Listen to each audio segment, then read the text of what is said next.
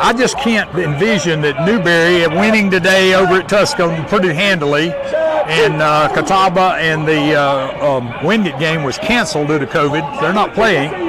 So the only way I can see it really working out for the Bears is if it winds up in a three-way tie. Mm-hmm. We would only have one loss. Newberry would have two, and that would put us ahead of them maybe in the pollsters' eyes.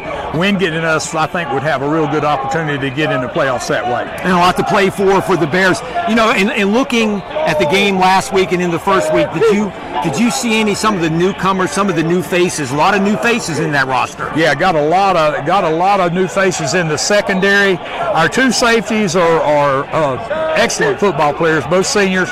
But just about the rest of the back behind the front line. Now, the front line should be our strength. Mm-hmm. We've got a really strong front four up front, and I look forward to seeing them getting a little more dominant tonight in this game and maybe getting a sack or two. I think we only got one sack last week. Yeah. So it's Mars Hill and LR. Hey, this is the 50th meeting between these two schools, and right now the series tied, 24 wins apiece, and there's been one tie. The Bears hope to break that tonight. Kickoff is coming up in just a few moments. We're glad you're aboard. We're glad the crowd is here. We'll be back right after this with the kickoff. Bears and Lions right here on the Bears Sports Network.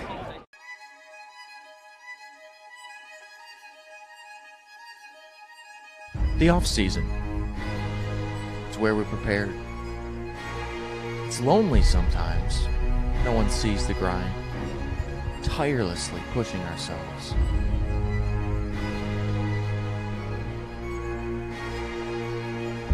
All working towards one goal. One time.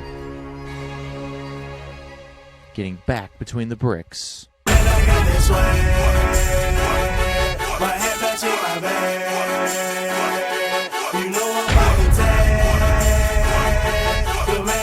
Swag when I surf, that why me surfing swag. I'm on him. Polo on my body, got a bag or beside me. Behind me and I'm swag, swag. I'm surf, I'm swag, swag. I'm surf, I'm swag, swag. I'm surf, I'm clean like this detergent. I'm Patron, yeah, I'm cool. I'm purple by the zone. Cause I'm swag, swag. I'm surf, I'm swag, swag. I'm surf, I'm swag, swag. I'm surf, I'm clean like this detergent.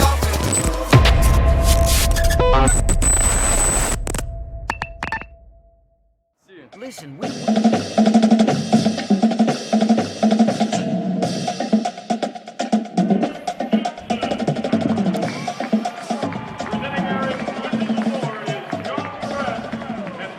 Back here, Juju Phillips along with Jack Huss getting set to welcome the Bears of LR for their first. This is the only night game of the years, Jack. As we talk about this is the only game played under the lights here at Moretz Stadium this year. That used to be a big-time tradition. Yeah, it certainly did. I think I probably told you this before, but back when we were playing and back in the 50s, we had a lot more night games. And the reason why, Coach Painter told me one time, he said, Coach Stassfit said that, if we played at night, we'd get all those fans from here that had gone down to see Carolina play or Wake Forest play or NC State or Duke.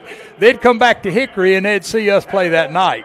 And that's why we played 7 o'clock games most of the time. I think the Wingate game is scheduled for 6 o'clock. That's the only late evening game we have the rest of the year. You're correct. And normally the Bears and Lions normally play a little bit later in the year, but this year the second South Atlantic Conference game of the season. And, of course, Mars Hill comes in 2-1 while the Bears at 1-1. Want to say a couple of shout-outs to a couple of our buddies, Mike McCree and also Greg Rogers, not with us today. Yeah, Greg was in an accident and is recuperating at home, and Mike McCree is here. He's not up here in the press box with us, but he'll probably text us and let us know how many plays the drive was standing on. But we saw Mike. I talked to him earlier tonight, and he's doing much better. And, Greg, we hope you're doing well and look forward to have you back. And one other guy I need to mention is an old friend of mine whose birthday is today. His name is Don Simmons. Don was a baseball player here at Lenoir-Rhyne and was the intramural director. He wrote for the school paper, wrote for the Hawaii, even had a little radio show here locally. Okay. When he was in school here, and wound up going into coaching and doing a masterful job at that and teaching. And one of our good buddies from back in the 60s era, Don Simmons, happy birthday. Today he would have his own podcast. That's exactly right, and he may have. I don't know that he doesn't. We're still a few minutes away from kickoff when we're going to step aside once again. And when we come back, we'll give you tonight's starting lineups and the kickoff between the Lions and Bears. I'm Juju Phillips with my Hall of Fame partner, Jack Huss. Stay with us. This is Lenoir-Rhyne Football, presented by MBA Roofing, here on the Bears Sports Network. It's Nick at Paramount Auto.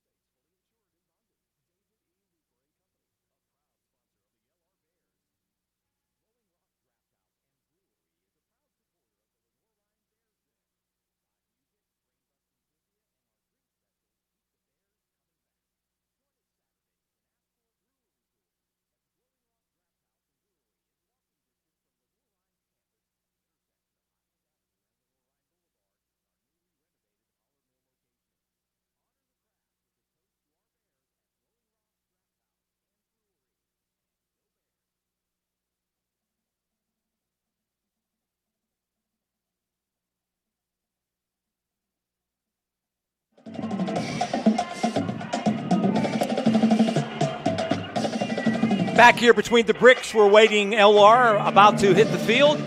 They will be in their traditional home uniforms, of course. They're wearing the black jerseys with their pants. That new kind of, I want to say, chrome look, Jack, with their helmets. It's the cardinal red with the red pants, or the cardinal pants and the black jerseys, white numerals, which makes it always very easy to read from up here in the booth. Yeah, I was at a high school game last night in my area, and they had those camouflage jerseys they'd gotten from the National Guard or something, and the numbers blended in. You couldn't tell who was who. You know, the PA announcer, I was standing behind a young man that I knew for many years, and he knew the players because of the position they played and the way they ran, you know, like you learn them. You know, you're the same way. But we couldn't tell what numbers were what. When his spotter sitting beside him, he could get the other team a whole lot better than he could get our team. Well, the Bears come in, as we said, for their first night game of the year, or at home, coming in at 1-1. Let's give you the starters now on offense for LR. Grayson Willingham is expected to start today. The graduate senior, super senior out of Matthews, record-setting quarterback on the season, has thrown for nearly 500 yards already in 2 games and 5 touchdowns, including 60% of completions. He'll be joined in the backfield by freshman sensation Dwayne McGee. 300 yards rushing so far for McGee. He's had a fine start to his LR career, the freshman out of Kissimmee, Florida. The offensive line, interesting note about them, Jack, the offensive line now playing in their 6th consecutive game all together. So trying to build that unity along that unit, which is always about the last unit to come along and come together. Yeah, that's true, and there's some youth in that line. There's a couple of the older heads there. We know Ian Brinson's over there at one of the tackles. And he's a graduate student. He's played for a number of years. But Isaac Chapman's a sophomore. Blake Jefferson's a sophomore. Bryce Heidinger is a junior. And Xavier Jennings, who was injured last week, and we expect to be able to play tonight, we think, is a freshman. So it's a young line with a junior and a senior and 2 freshmen and a sophomore. Good story about Ian Brinson in his hometown newspaper in Moultrie, Georgia this week. He is starting the right tackle for the Bears. As you mentioned, the graduate player for LR. Starting the right guard will be out of Taylorsville, Isaac Chapman, a sophomore from Alexander Central High School nearby. Blake Jefferson will get the start at center, the sophomore out of Tucker, Georgia. Bryce Heidinger is the junior out of Raleigh and Heritage High School at left guard, and Jennings expected to get the start. Burns High School near Shelby, North Carolina, coming in as left tackle, as you hear and see the Bears coming out onto the field here this evening. Great crowd is here. They got those what do you call those, noisemakers? They clang them together. We saw those in the playoff games. Yeah, they had them on the seats there where people had to blow them up. I think they have to blow them up. But, the interesting thing I'm waiting to see, Newberry attacked our outside people up the field with a long pass like we have seen in the past when other teams have done it. But I'm interested to see, Mars Hill used to do that a lot to us. And after watching that video on Newberry, I'm sure that Mars Hill has got a big, tall receiver, about 6'2", 6'3", and they're going to run him down the boundary and throw that ball up to him.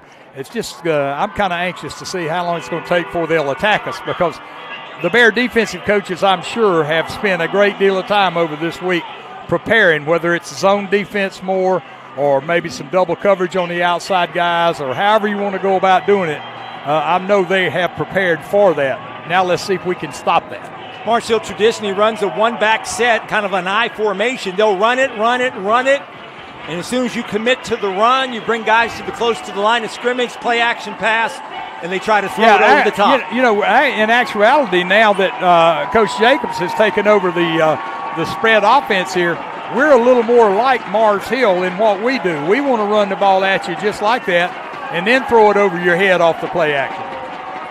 So Mars Hill's set to kick it off. They're going to go left to right down towards the closed end of Moret Stadium here.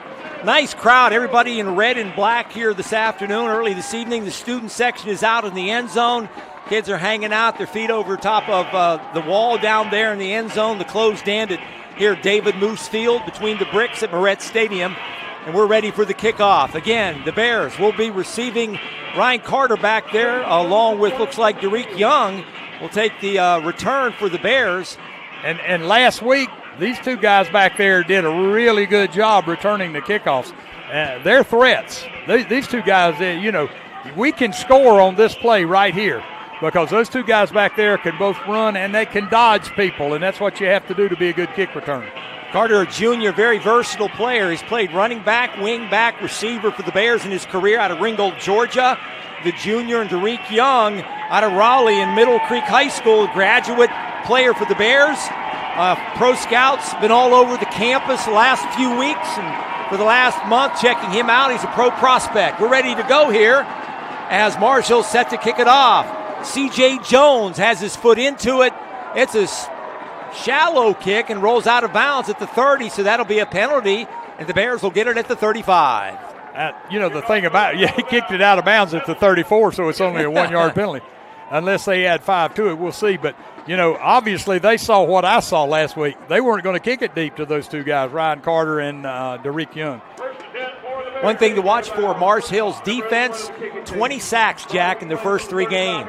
That's remarkable because the Bears don't have quite that many sacks. And we've got a great front four, but Mars Hill's getting to the passer if they got 20 sacks in 3 games.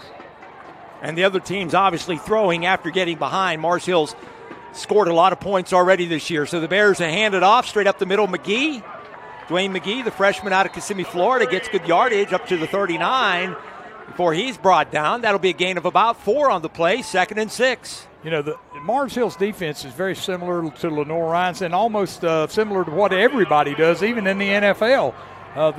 When I watch that and the other colleges, they have 4 down linemen, 2 linebackers, kind of a hybrid guy, and 4 defensive backs. Back to pass. Willingham shoots it over here to the right-hand side. Caught by Young, short of the first down. Derek Young, I think he had 10 targets last week in that game. And the Bears, that is one of Willingham's favorite targets. He picked up 4 on the play. 3rd and 2 now for the Bears. Clock running, just underway. Glad you're aboard here. Lenoir-Rhyne football here on WSVM Radio. Just underway as the Bears have it on their first possession. Going right to left to the opened end here at Moret Stadium. McGee takes the handoff from Willingham, is met by a stone wall, shy of the first down on 3rd and 2. Well, we tried to challenge him. We tried to go right at him and got nothing out of it, so the Bears are going to go to punt formation. But, we just have to be able to knock people around in there. We didn't do it very good last week. We got about 150 yards rushing, but if we're gonna run the ball inside the tackles, we've got to be able to knock people out of there. We didn't move him one little bit. He got hit at the line of scrimmage. And thanks to our buddy Paul Bullock, Jack, those are called thunder sticks. Thunder sticks. Thunder right. sticks.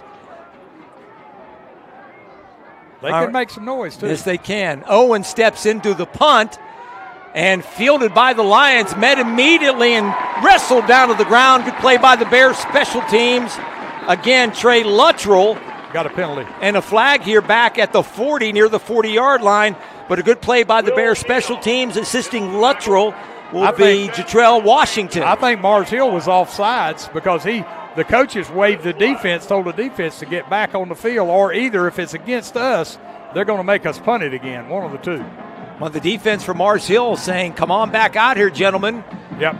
And the Bear offense is lining up over here, too, so it looks like it's going to be a first. 5 yards offside, yeah. The coach over there, he's probably one of the defensive coaches for Mars Hill, knew it, too. Boy, it's going to be more than an offside, Jack. Wow, it's a 15-yarder. Personal foul against the Lions. Bears get a break, get it across midfield, maintain possession, and will get it at the 42 of Mars Hill. First big break of the game now for the Bears on offense. Willingham out of the gun, got receivers to both sides. Man in the slot, that's Luttrell. He'll turn and hand it to McGee as he tries to weave his way back to the line of scrimmage, but good play by that Lions front line. Their linebackers are very active, Jack. Landon Honeycutt in on the stop, the junior out of Mount Pleasant. Every time I see a guy from Mount Pleasant, he seems to be wearing number 35. Yeah, Clayton I Horn. one of our great Lenoir-Rhyne Hall of Famers, Benny Moose, his wife told me this week via email that they had a Mount Pleasant player playing for them. And a number 35 to boot. Willingham's going to try it deep. He'll shoot it down the field for Lester, knocked away. Good defensive play by the Lions secondary as Dre Lester was running down the center of the field on the post pattern before the Lions defensive back reached over. That was a good play, too, in my mind. I thought he might have been a little close to him, but I think that was just a good play. The ball was thrown where it needed to be thrown, too. Grayson threw a good ball out in front of DeAndre and let him run to the ball. It just was a good play by the defensive back to come over the top and knock it away. That'll bring up 3rd and 10 now for the Bears after the break on the penalty on the punt. LR stalled here for a minute. Man goes in motion. Back to pass, Willingham under some pressure, steps up and throws it downfield. Nobody around, incomplete.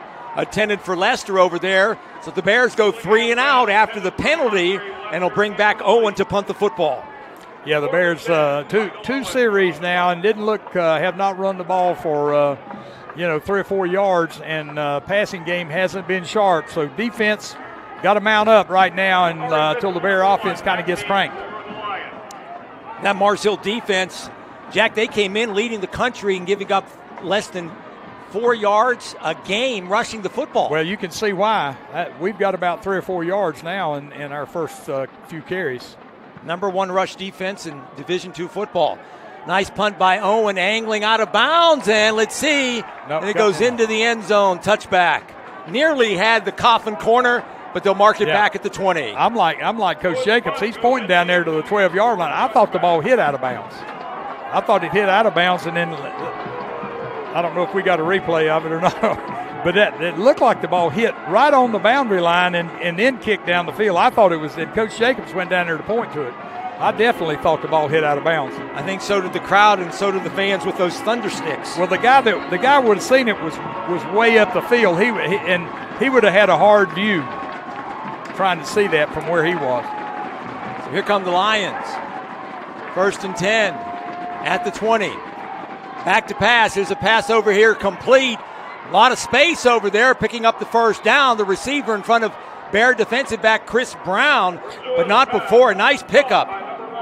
Looked like there was some confusion back there. Chris was running toward the middle of the field for some reason, and the ball was thrown down and out, real quick over there. And here again, they went right after one of these freshman cornerbacks. Jahari Mitchell out of Shelby, North Carolina, hauled in the pass. And that's a pickup of 18. Another quick pass over here, and this is running with the football, makes a move, first down across midfield. Marquise Williams, the graduate player from Southeast Louisiana University, gets the Lions their 2nd consecutive first down on 2 plays. Well, it didn't take long for them to pick on our corners, did it? No, you called it. They went right out there real quick. Now that they've got you set up, now's when they look for them to see if they're going to run down the boundary, see.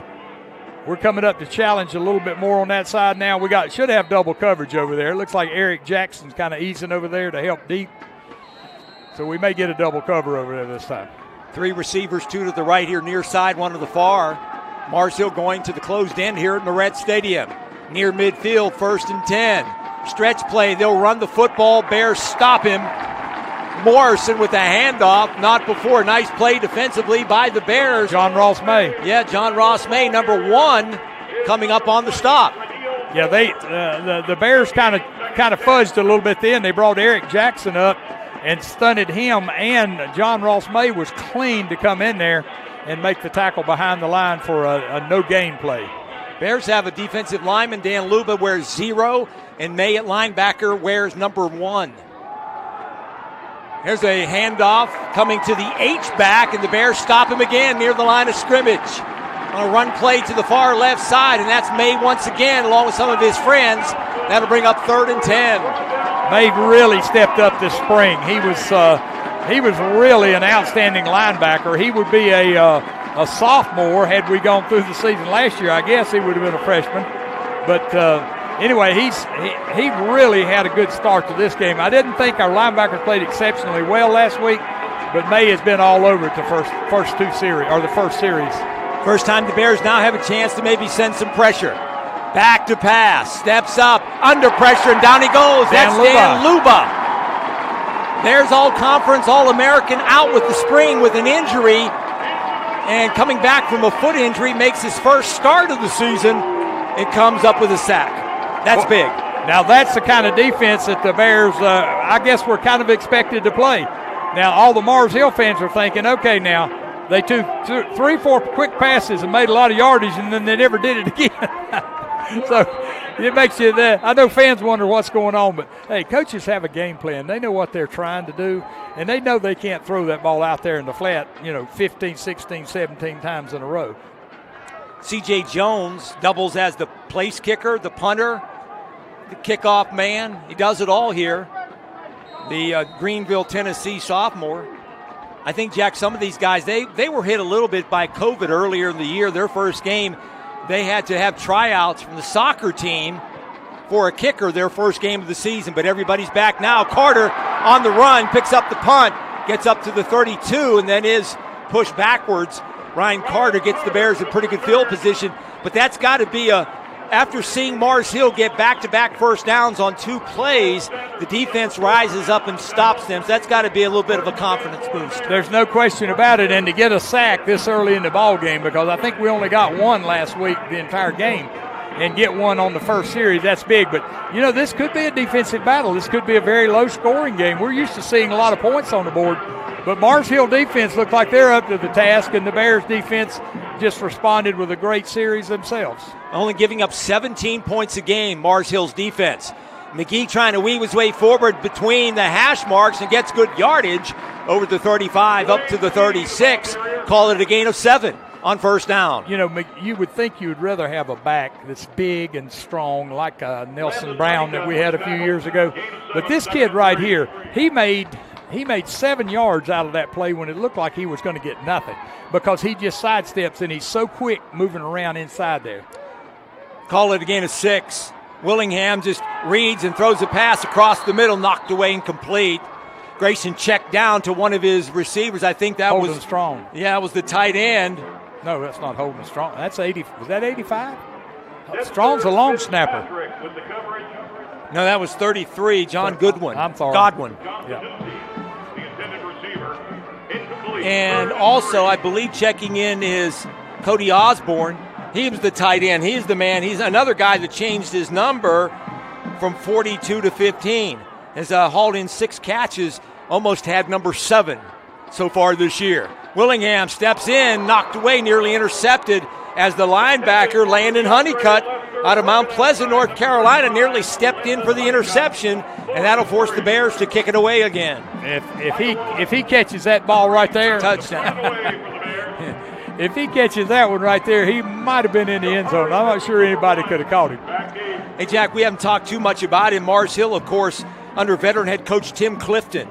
145 and 144 He's been doing this for, 27, 28 years now, head coach. Been doing it a long time and doing a good job. And Mars Hill was smart to keep him because, when they had some of those great seasons, he might could have moved on, but he didn't, and he stayed. And, it's just – and a lot of their staff, they've got the same names on the staff, and that really helps the program solidify when you have the same head coach and the same staff for a number of years. Nice punt by the Bears, Michael Owen. He gets a nice roll to it, as you see, down to the 12. So the Bear defense trying to rise up. Quick timeout on the field. So we'll step aside. When we come back, more action. Your score with 8:29 to go here. No score between the Bears and Lions. Glad you're aboard. Thanks for listening. This is LR Football being powered by MBA Roofing on WSMV Radio. Tired of waiting.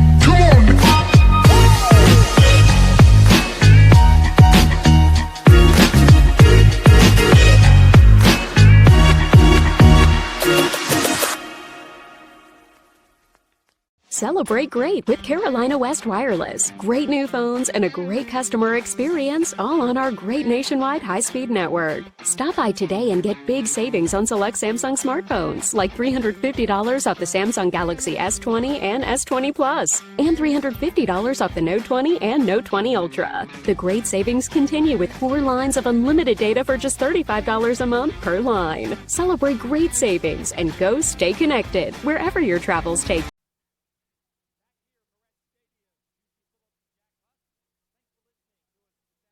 This evening, Bears and Mars Hill going at it midway through the first quarter. No score. Mars Hill has it at the 12-yard line, opened end here at Barrett Stadium. And back to pass. Quick pass over here left side. Caught to the 30. Makes a little stutter step move up to about the 35-yard line by C.J. Thompson. Hauls it in, the senior out of Asheville, North Carolina. So they're picking on that far side, Jack, against that Bears secondary. That's the third big pass play here in the first quarter. Yeah, they switched the corners in. They're playing a wide side corner and a boundary corner. Cedarius Kelly was over there that time. He is the wide side corner. He goes to the wide side of the field. And number 3, Chris Brown, plays the short side corner. Again, 3 receivers for the Lions. Quick pass over here to the left.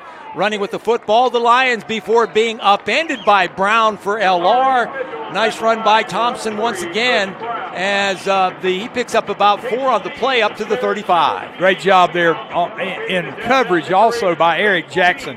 Eric is a guy that I thought he played extremely well last year, and I thought he played in 19, played really well in the spring. He is a veteran back there. He's got to be, he's got to be one of the guys that they know they can count on to make the plays back there. Of course, out of Charleston, South Carolina, been a 3-year starter for the Bears. Play action pass under some pressure, throwing across the field. It is caught at the 50. First down for the Lions. Nice play by the receiver, Marquise Williams. Hauls his second pass, and that'll get the Lions another first down. That was an excellent job right there.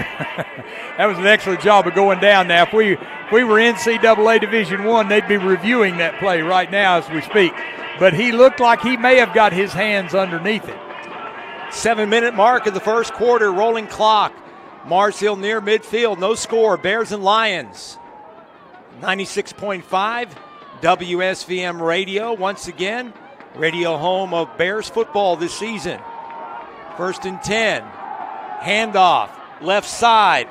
Running with the ball, the Lions gets across midfield. Bears front wall, stacks them up again. May on the stop for the Bears. He's still considered a freshman, Jack, out of Johns Creek, Georgia. Yeah, that everybody sort of gained an extra year last year. They played in the spring, or obviously some of the NCAA schools they played in the fall. But that's going to make a difference down the line in terms of experience as these teams go forward. They'll have some of these players back for 5 years. If they want to stay that long, if right? They want to, correct. You're right.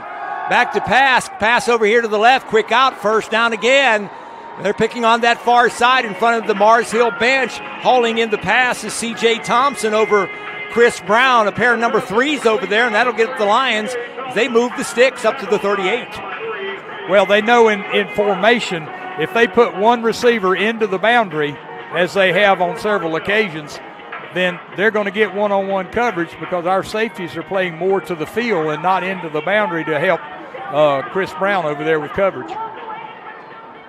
1st and 10 now for the Lions. There's a handoff running right side. Bears get pressure and knock him down. Cut down by LR. Nice play over there by the defense. Coming in to make the stop is Andre Jefferson, another freshman out of Illinois. Makes the stop for a loss of about 5. That was 17, wasn't it? Was that 17 that or 32? 17. Okay. Yeah. That's Percy King. Yes, it is. A redshirt sophomore from Waxhaw down near Charlotte. Transfer from Ohio Dominican. I believe Coach Jacobs and Percy King's father played together, teammates at Ohio State University. Quick pass across the middle in the sun, and the receiver could not see it. That's Ty Snelson. He's considered a fullback tight end. He was running clear in the middle of the field and just could not come up with it. Well, we thought it might happen. You know, we mentioned it when you and I were talking earlier about the sun, and that's exactly what happened. Plus, he has one of those face shields on, and that probably created a little more glare. And I mean, he raised his hands up, and the ball went right through his hands. That means he didn't see it. We were fortunate right there, too, because that was a big gainer. That was going to be at least a first down. Thundersticks are out in full force. 3rd down. Back to pass. Dumps it across the middle with speed. Picking up the first down. Steps through one tackler and then spun down. That's Jahari Mitchell with the catch. Just a little crossing route underneath Jack, and he outbeat his linebacker friend and ran it inside the 30, picked up the first down. Yeah, we've seen that pass. You see that in the NFL. You see it in college. You see it everywhere in high school.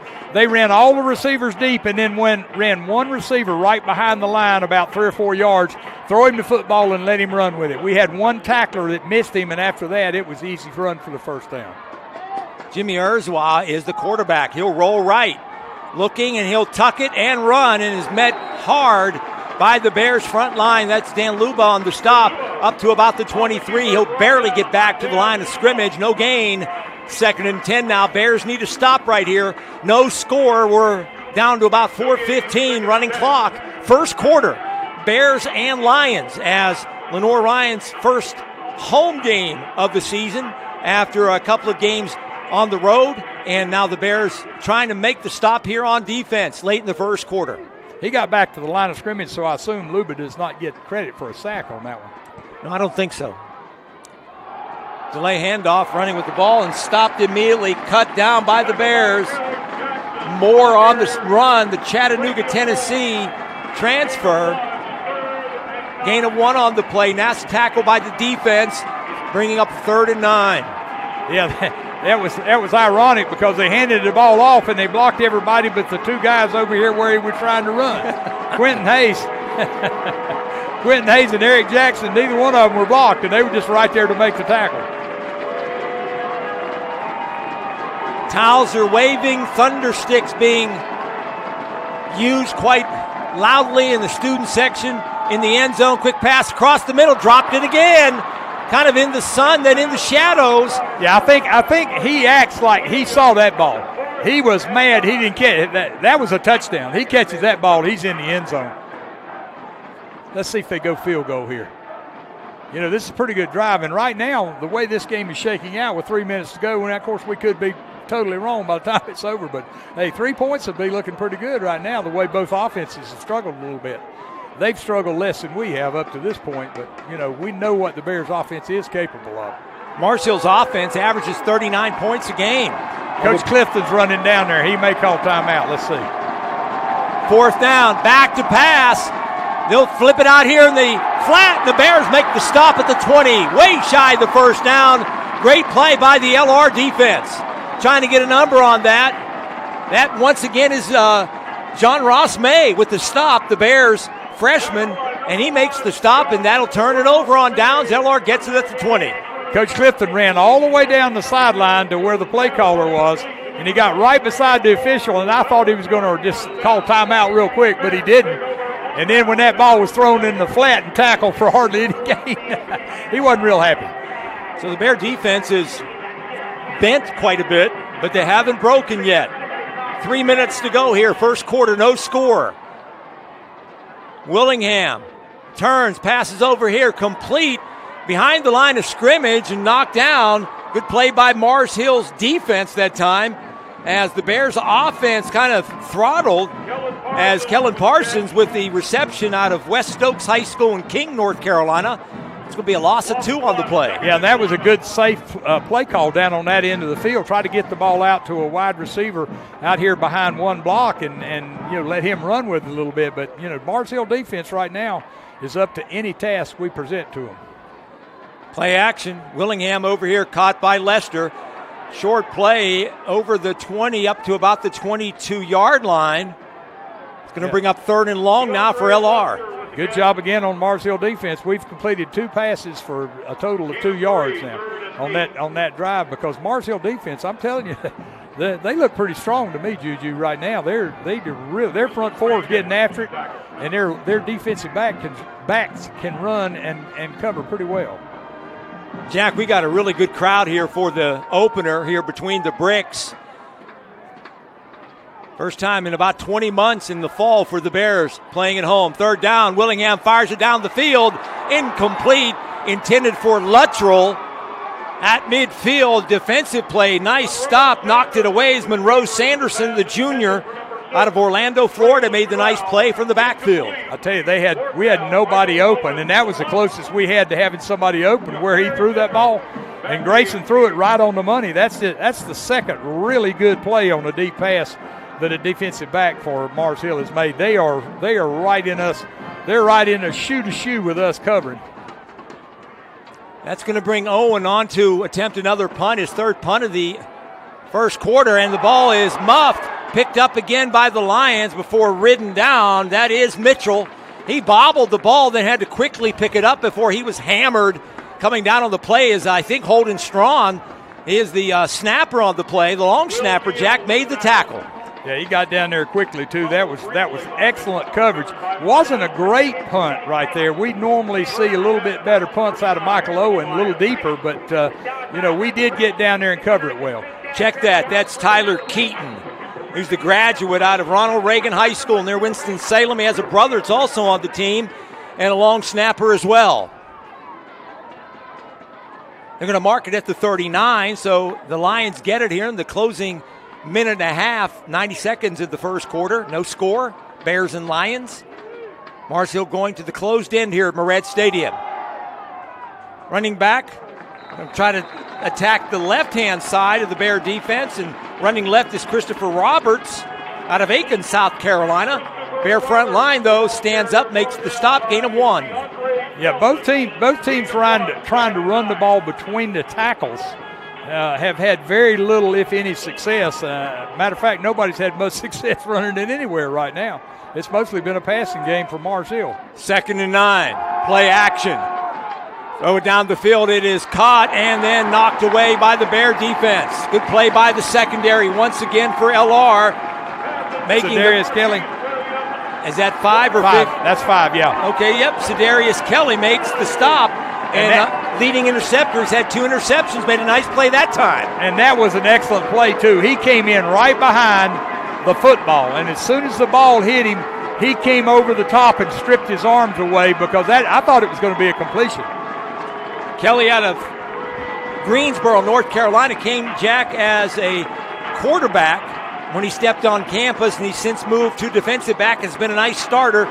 Leads the team in interception so far with 2. It's going to bring up a 3rd and 9. Timeout, Mars Hill. We'll step aside, come back with more. Your score, it's the Bears nothing and the Lions nothing. This is Bear Football, powered by MBA Roofing. Back after this on WSVM Radio. Kia in Hickory. We want to see you driving a new Kia or, hey, a quality pre-owned Kia. We've got a huge selection of new and pre-owned Kias. You got to get to Paramount Kia in Hickory, Highway 70, ParamountKia.com.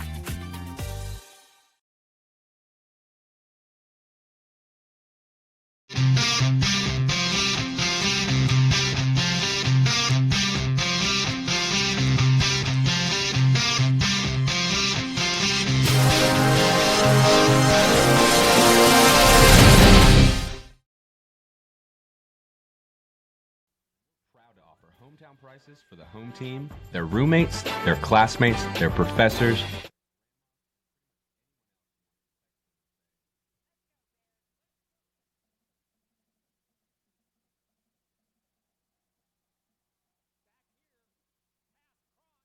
Knocked away by the Bear defense.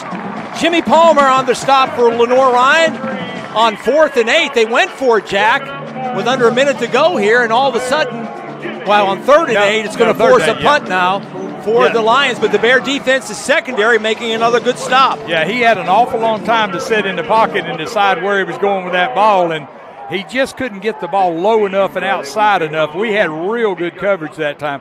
I thought he probably picked the wrong guy. I thought he probably should have thrown that ball deeper on the outside. Rugby-style kicker.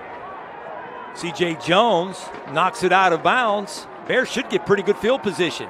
Up over the 30-yard line, right at the 30, and that's where the Bear offense will take charge here, trying to get this game opened up a little bit. No score. We're in the final 40 seconds of the first quarter. You know, that LR defense has been playing well. The offense trying to get on track, averaging just over 34 points a game so far.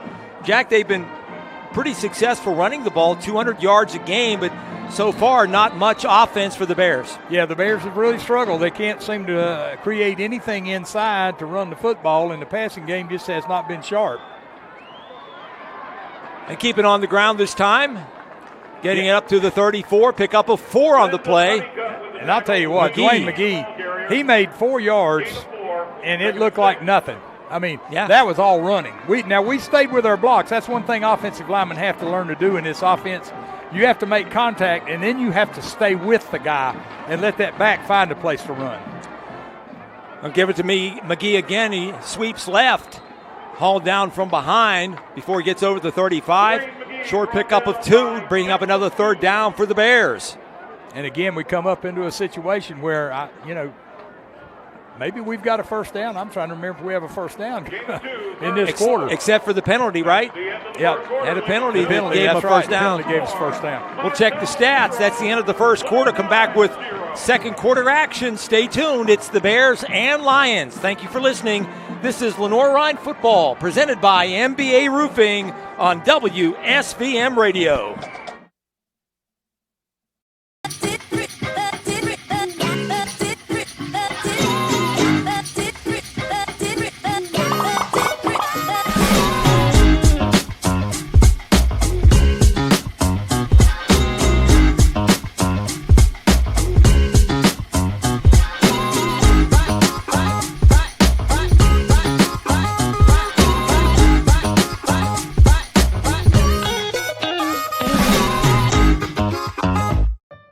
Emergencies don't wait. Get to the hospital. Accidents happen. Get well soon. When it hurts to move forward, tackle your pain. Don't make your health wait. See your doctor. Your health means everything.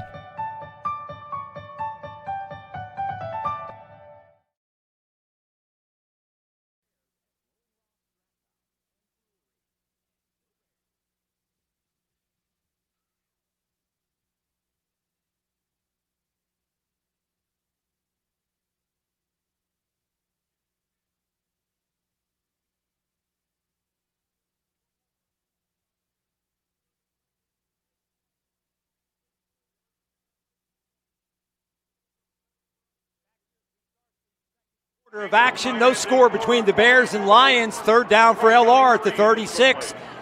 Willingham back to pass, throws it over here, caught, 1st down. That's Lester. He'll get it across midfield. Bears get their first really big play offensively as Trey Lester, the sophomore out of Washington, Georgia, picks up the 1st down. Excellent throw, excellent catch, excellent job by the offensive line, giving him time to get it off.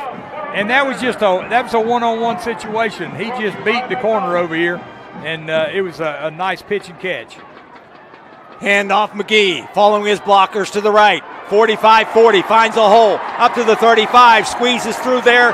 Nice blocking downfield by the Bears, including tight end Cody Osborne leading the way. And McGee picks up good yardage, his best gain of the game so far. A gain of about 20, Jack, and that ball will be put at the 33. Once again, a great example of what Dwayne McGee brings to this offense. He made a lot of that on his own. Play action. Willingham steps in the pocket. Time, looks left, scrambles, and he'll go down, wrestled down by Landon Honeycutt, that junior middle linebacker for the Lions. Nonetheless, Grayson was able to get back up to the line of scrimmage, so it's going to bring up 2nd down and 10. Yeah, a little scramble around there. He still looked downfield. Grayson knows he's not the swiftest of all runners, and he was still looking downfield somewhere to throw the ball, but Mars Hill's secondary did a nice job covering. Very nimble in the pocket is Grayson Willingham. Blown play, ball's on the ground, fumble, looks like they got it. Mars Hill should have it. I think Willingham and McGee got their signals crossed as you saw it on the screen. No, okay, they give it. I thought the only thing he could possibly do, he tried to almost pitch it to him, maybe call it an incomplete pass, but it happened 2 plays in a row. I don't know if you noticed that, but on the last play, when Grayson, before the fumble, the play before that, he faked to the left and McGee was on his right, and he was like he was faking to him, and there was nobody there. That time he tried to hand it to him and he wasn't there. Then he tried to pivot and give him the ball, and it was too late. Tried to stick it in there, and that's a mistake you just can't afford to make. After 2 really good, 2 very successful plays in a row. Yeah, then we have that kind of mistake. Bears were marching in a drive there, and the first turnover of the game for LR. Mars Hill has it. I believe Honeycutt, that middle linebacker out of Mount Pleasant, came up with the football. Urzawa back to pass under pressure. Throws it downfield, incomplete. Nice job. Bears had good coverage that time. Really good defense by the secondary. Sedarius Kelly holding down the fort that time against that Mars Hill receiver, 2nd and 10.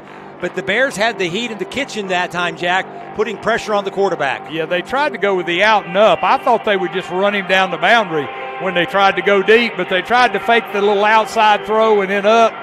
And Kelly did not bite on it, so he was in great coverage position. 3 receivers for the Lions, 2 to the right, 1 to the near side. Turns, hands the football off, coming up and knocking him down. Good play by the Bear defense that time as number 8, Jeff Thomas, in on the stop for the Bears. And that'll be a gain of 1. It's going to bring up 3rd and 9. Good read there by Thomas. He's listed as a senior, I believe, yeah. A graduate student, 5'10", 170. He's playing the boundary corner, and he read that immediately, and he came up in a big-time hurry and made the tackle. He's a graduate player, transfer from Notre Dame College, Coach Jacobs' old school. He's got a couple of players on from that team that's on the Bears squad right now. Here we go, Bears trying to apply pressure. Luba with the big stop for Lenoir-Rhyne. And did he come up with the football? Now they're calling him down. Okay. He had the football, but nonetheless, Dan Luba starting his first game of the season. The Bear All-American, All-Conference defensive lineman out of Harrisburg, North Carolina, gets his 2nd sack here the first half, and that'll force the Lions to punt the football. That's exactly what we expected from the Bear defense. Exactly what we expected, the way they're playing right now. Bears defensive lineman beat his man, and that'll force another punt. Not a particularly good one, as Jones rolls it out of bounds at about the 35-yard line, 38 call it. So the Bears will get really good possession here as we start this second quarter, 12:06 to go. No score between the Lions and the Bears. LR had a good drive before the turnover last possession, Jack. Maybe they hope to cash in this time. Well, they figured out some things, and the Mars Hill defense had not been on the field. I thought maybe we could say we were wearing them down, but we hadn't worn them down because they hadn't been on the field that much until that last series. But let's see if the Bears can keep the momentum now. Great series by the defense, and see if the Bears can get it going now. Stretch play to McGee, weaves his way, he's in the open, 50-40, 35-30, cuts back to the 20 before he's drugged down at the 17-yard line.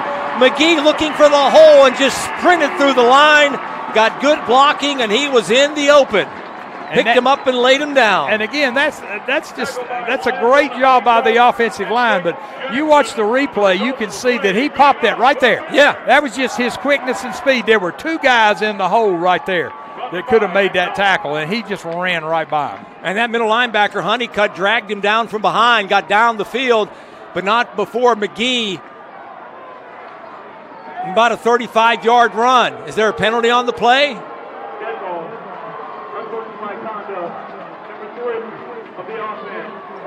Number 3. That's going to be McGee. I guess he got a little excited down there or something. I don't know. After the play, so the Bears will get a penalty. They're going to mark it all the way back to the 32-yard line. So that was a gain of about 50 yards for LR on the run. Here's a pass to Luttrell. Trey Luttrell hauls it in. He'll pick up good yardage on a quick pass over there. Trey's a good story, Jackie. He was a high school quarterback, pound for pound right now, making his first attempt as a starter for the Bears. Pound for pound, maybe one of the strongest guys on the team. Championship weightlifter. Handoff to McGee. No, that's 23. Okay, my fault. Jadis Davis. He's the backup. I think Coach Jacobs is having a word with Ryan about what you do after you make a big run like that. I think Davis out of Wingate, North Carolina. I have to check, is he a transfer from Wingate or not? But he is from Monroe. Yeah, he's not listed as that. He's just listed as being from Wingate. 3rd and 1 now. Probably went to Forest Hills High School. There's a handoff to Davis, and he'll shy the first down, or close to the first down. Well, they're not marking it. He's not moving the chains, so he's got to be a little short.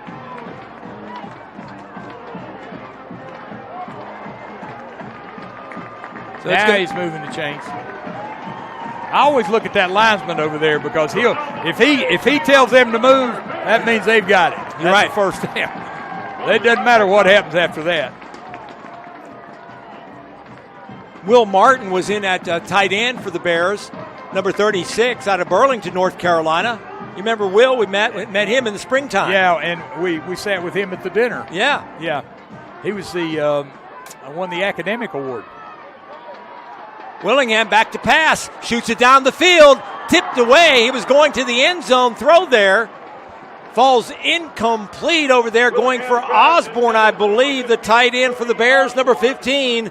Good coverage by the Lions, but the Bears went for it and tried to get a touchdown. I'll tell you, Nick Jackson, that defensive back, he's 6'2", 195. And I'll tell you what, he is a cover guy. He was all over that play. Grayson made a pretty good throw, and the attempt to catch it was fine, but he was just right on top of it. There was no way that ball was going to get complete with him standing there. Safety covering a tight end. Here's Davis with a run. Oh! Quick feet. Goes Jadis Davis, and he gets about 7 on the play. It's going to bring up 3rd down. That was almost a pop. That's the kind of play that Newberry broke on us last week. He would get through the line, and all of a sudden it was just nothing there, and he would just take off. He was an excellent back. It's like the old dive play, isn't it? Just a quick hitter. If you get past the line of scrimmage and the linebackers, they may be going outside for a stunt, or they may be doing something else, and then all of a sudden, boom, you got a straight line to the end zone. Back to pass. Grayson down the middle of the field. Flag on the play. Looking for Derek Young. One of his favorite targets. First time we've seen Young in a while, like he was being held down near the goal line. I'll tell you what, 29's having a big time with our people down in the end zone.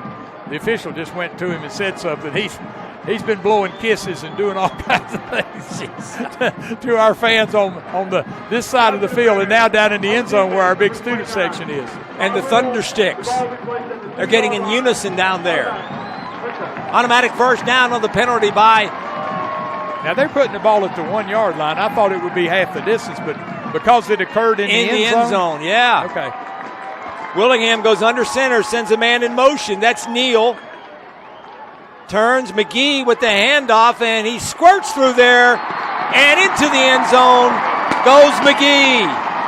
Dwayne McGee gets his 4th touchdown of the season, and the Bears are on the board with 9:37 to go here in the second quarter. It's LR 6 and Mars Hill nothing. Excellent job by Dwayne McGee in that entire drive. The offensive line did a good job to pop him loose a couple times. And this is all Dwayne McGee because he ran through the tackle. He was tackled at the 2, and he ran through that tackle. They had a hold of him, and he just squirmed loose.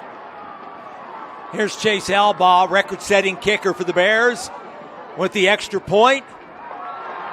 If there's automatic in the dictionary, he is it because he is near an NCAA record for consecutive extra points. That's his 121st consecutive extra point. Gives the Bears a 7-0 lead with 9:37 to go before the half. Stay with us. This is LR Football being presented by MBA Roofing on WSVM Radio. Back right after this.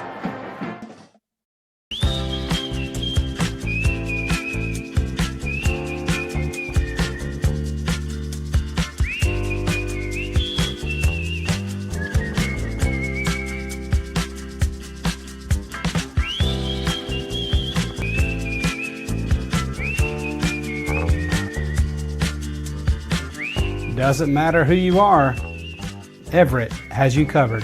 Proud sponsor of the LR Bears. If you play hard, if you use your feet to chase fitness goals, if you stand all day at work, introducing True Energy Infrared Technology Socks. These may be the best socks you ever wear. Our yarn is infused with infrared nanoparticles. Your body's natural heat ignites these tiny particles, producing infrared energy that improves circulation and stimulates cellular recovery. It's not magic, it's rocket science. The perfect sock for your active life, for fitness, performance, recovery. Proven innovation to ignite your true energy. See what all the fizz is.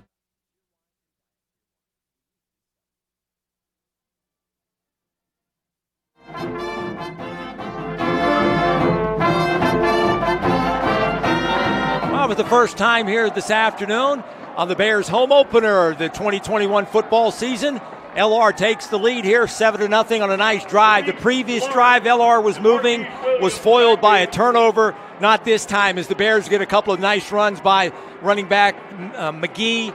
Gets his 4th touchdown of the season, capping off a nice drive. The Bears break out on top here, 7-0. Yep. Michael Owen, the punter for the Bears, doubling as the kickoff man. Marshall played good defense, but we finally got something going in the run game. And when you get good big plays in the run game, it makes those defensive linemen, it kind of slows that pass rush down just enough. Owen's kick rolls out of bounds at the 5. That'll be a flag. We move it up to the 35. Jack, what else did you see from the offense, especially the last couple of drives? Has the running opened up everything else, do you think? Yeah, because we make a little it's very rare that we don't make some kind of little fake in the backfield prior. And they know that Dwayne McGee can do what he did a while ago and break off a 30, 40-yard run. So anytime you just sort of hand that ball toward him, those linebackers have to respect that for just a second, and they can't make that immediate drop. Now the Lions get the ball, really good field position after the score. 35-yard line. They've moved the ball here in the first half, Jack. They just haven't been able to put any sustained plays together. Here's a pass down the field, caught out of bounds. I think the Bear defensive secondary's tightened up a little bit here in the second quarter, too. Yeah, they changed the boundary corner over there. That looks like number 8 again. Jeff Thomas is over there, and he's had pretty good coverage while he's been over there. And the Bears, what we don't need now is a big play. We need to make them try to drive the ball down the field. They've had very little success in taking the ball down the field. They've hit some nice passes that got them some yardage, but we just don't need to turn one of those into a home run. 2nd and 10. Quick pass over here to the fullback. That's Nelson. Let up, guys. Let up. And he has wrestled around and slowed down and tackled. But nice play by Percy King for the Bears. Linebacker for LR. Gain of 1 on the play. Another 3rd down. And here come the Thundersticks. Yeah, the Bears are getting the guys on the field know it too. They're asking those people to make noise. And they're making it because I can hear it.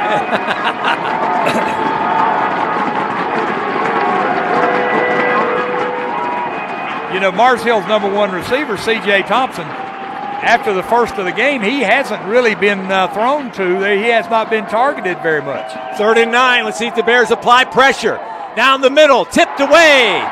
Good coverage by the Bears. Again, John Ross May, the linebacker, in coverage, stepped in front of the receiver and I think got a hand on the football, Jack. Great example of what we were talking about, Juju. See, there was no play fake, and it's it's 3rd down and 9, so you probably don't respect the run quite as much, so the linebacker gets a drop, and the receiver might have been open there. It looked like he was running a crossing route, but John Ross May was the guy the quarterback could not see. He came from the offside and made the play. Comes another punt by Jones. Rugby-style kicker will kick it to his right. Angles that way. Bears come up and field it. Boy, what a great job. Yeah, Ryan Carter. What a great job. If he doesn't do that, that ball is going down to the 5-yard line. What a great job by Ryan Carter. That's a heck of a play. He was going north to south, Jack. He's just kind of like a center fielder, diving and trying to make a shoestring catch, and he fielded it at the 38-yard line. That's one of those plays. Don't get there. Great job. Great job. Again, Ryan Carter has been really like a Swiss Army knife for the Bears in his career. Running back, tailback, wing back, receiver, and now punt returner. Willingham, quick out over here, dropped. Oh, no. Dropped over here on a quick out on supposed to be a really good pickup. Oh. That's Jordan Payne, the freshman out of Charlotte in Vance High School. Wow, and see, that's what just burns you. As a quarterback, that was a great throw. They gave him no coverage over there. He ran an out at 9 yards. The ball was right on target, and you don't catch it. We had several of those last week, and those are the kind of plays that you have to make, especially when you're playing in a tight game like this. 8:51 to go, second quarter. Bears on top here, 7-0. Handoff McGee, and he is met at the line of scrimmage. Front wall for Mars Hill's defense, doing a really good job here tonight, except for that last series. That front line for Mars Hill's been outstanding. Deshaun Goins, a senior out of Monroe, with the stop on the play along with a couple of teammates. It'll bring up a 3rd and 10. He's a 300-pounder right there, and our lineman trying to block him, it was just like a stalemate, and then when the ball came, he just shucked him off and made the tackle. That's a good term, shuck him. Just shuck him off. 3rd down and 10. Uh-oh, somebody moved. Our left side of the offensive line. They moved too, but I don't know if they moved first. I thought they moved first and caused us to move. We'll see what happens.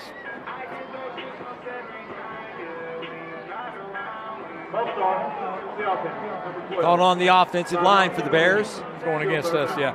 I thought their tackle moved over there, and it caused our tackle to move back. Because when he stepped, but if you line up properly on defense, you can almost take a step before you cross the line. Yeah. And a lot of times they do that on purpose. Oz Jewelers, your hometown jewelry store, 38 years. Oz and his team proudly serving the community with beautiful pieces for every occasion. Check them out, Oz Jewelers, Springs Road in Hickory. Pass over here, it is caught. Young, 1st down for the Bears. Willingham under some pressure, floated it up there, and DeWeek came back for the ball at the 50-yard line, leaned forward up to the 48, and a big 1st down. Grayson did a fine job then. He held on to the ball the last second, got rid of it just at the last second. And the secondary, it doesn't look quite as sharp right now for Mars Hill, but I don't understand. When you're going to full-out stunt, you got to be up tighter on those receivers. Lester dropped the football, incomplete. Let's see, that's 2 out of the last 3 passes that have been dropped. I mean, that's what happened to us last week. We just can't continue to drop the football. Now, he may not have made a lot of yardage, but he was probably going to look like to me he was going to make 4 or 5 yards out of that. That was a positive play. Just a quick screen over here. He had a man in front blocking for him, and Dre looked like he took a step or two, then just lost the handle. 2nd and 10. Clock stopped, 7.5 to go before half. Bears on top here, 7-0. Willingham out of the gun.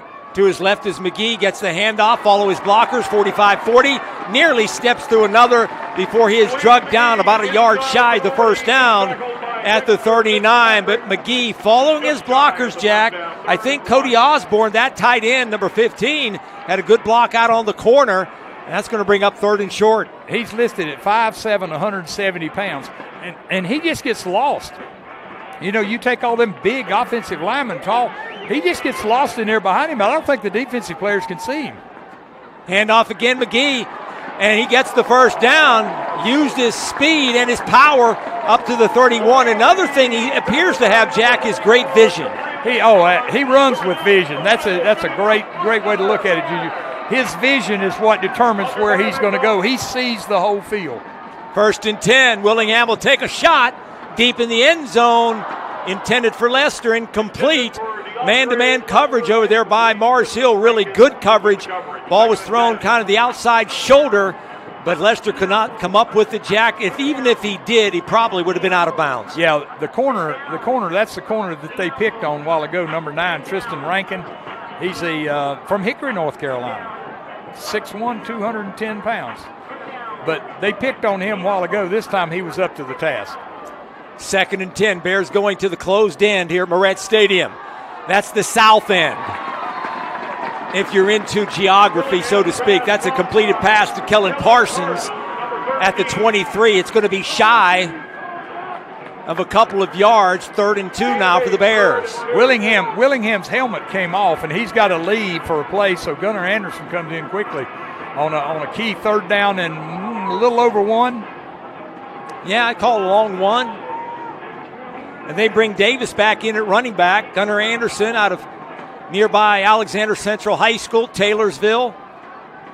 Sends a man in motion. He'll run the quarterback draw. He ran the wrong way, but he might have made it. He's close. Going to be short. Going to be just barely short.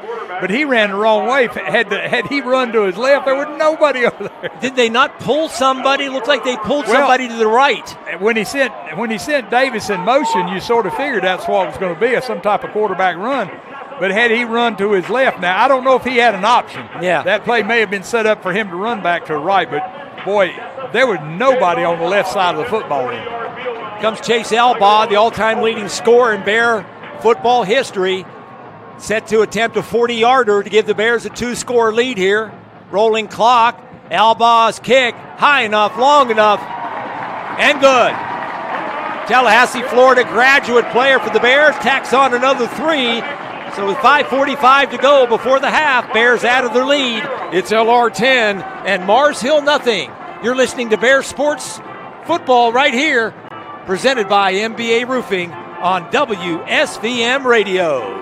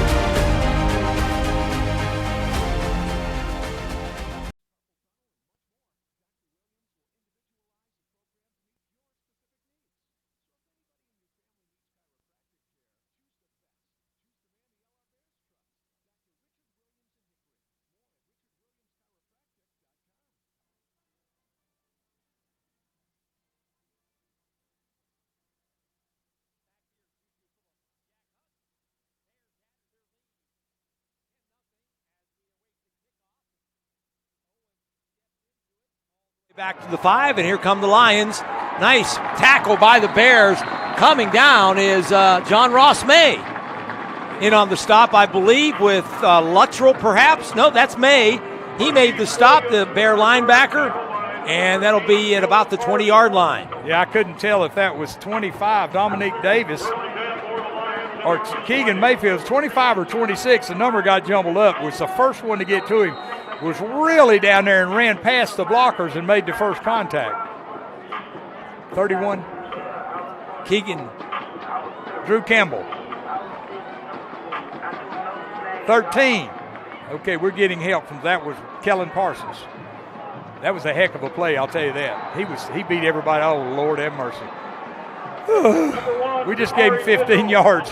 As they ran a play to the right side in front of the Mars Hill bench. Yeah, and right in the bench, somebody hit him at the last minute out of bounds, and they're going to get 15.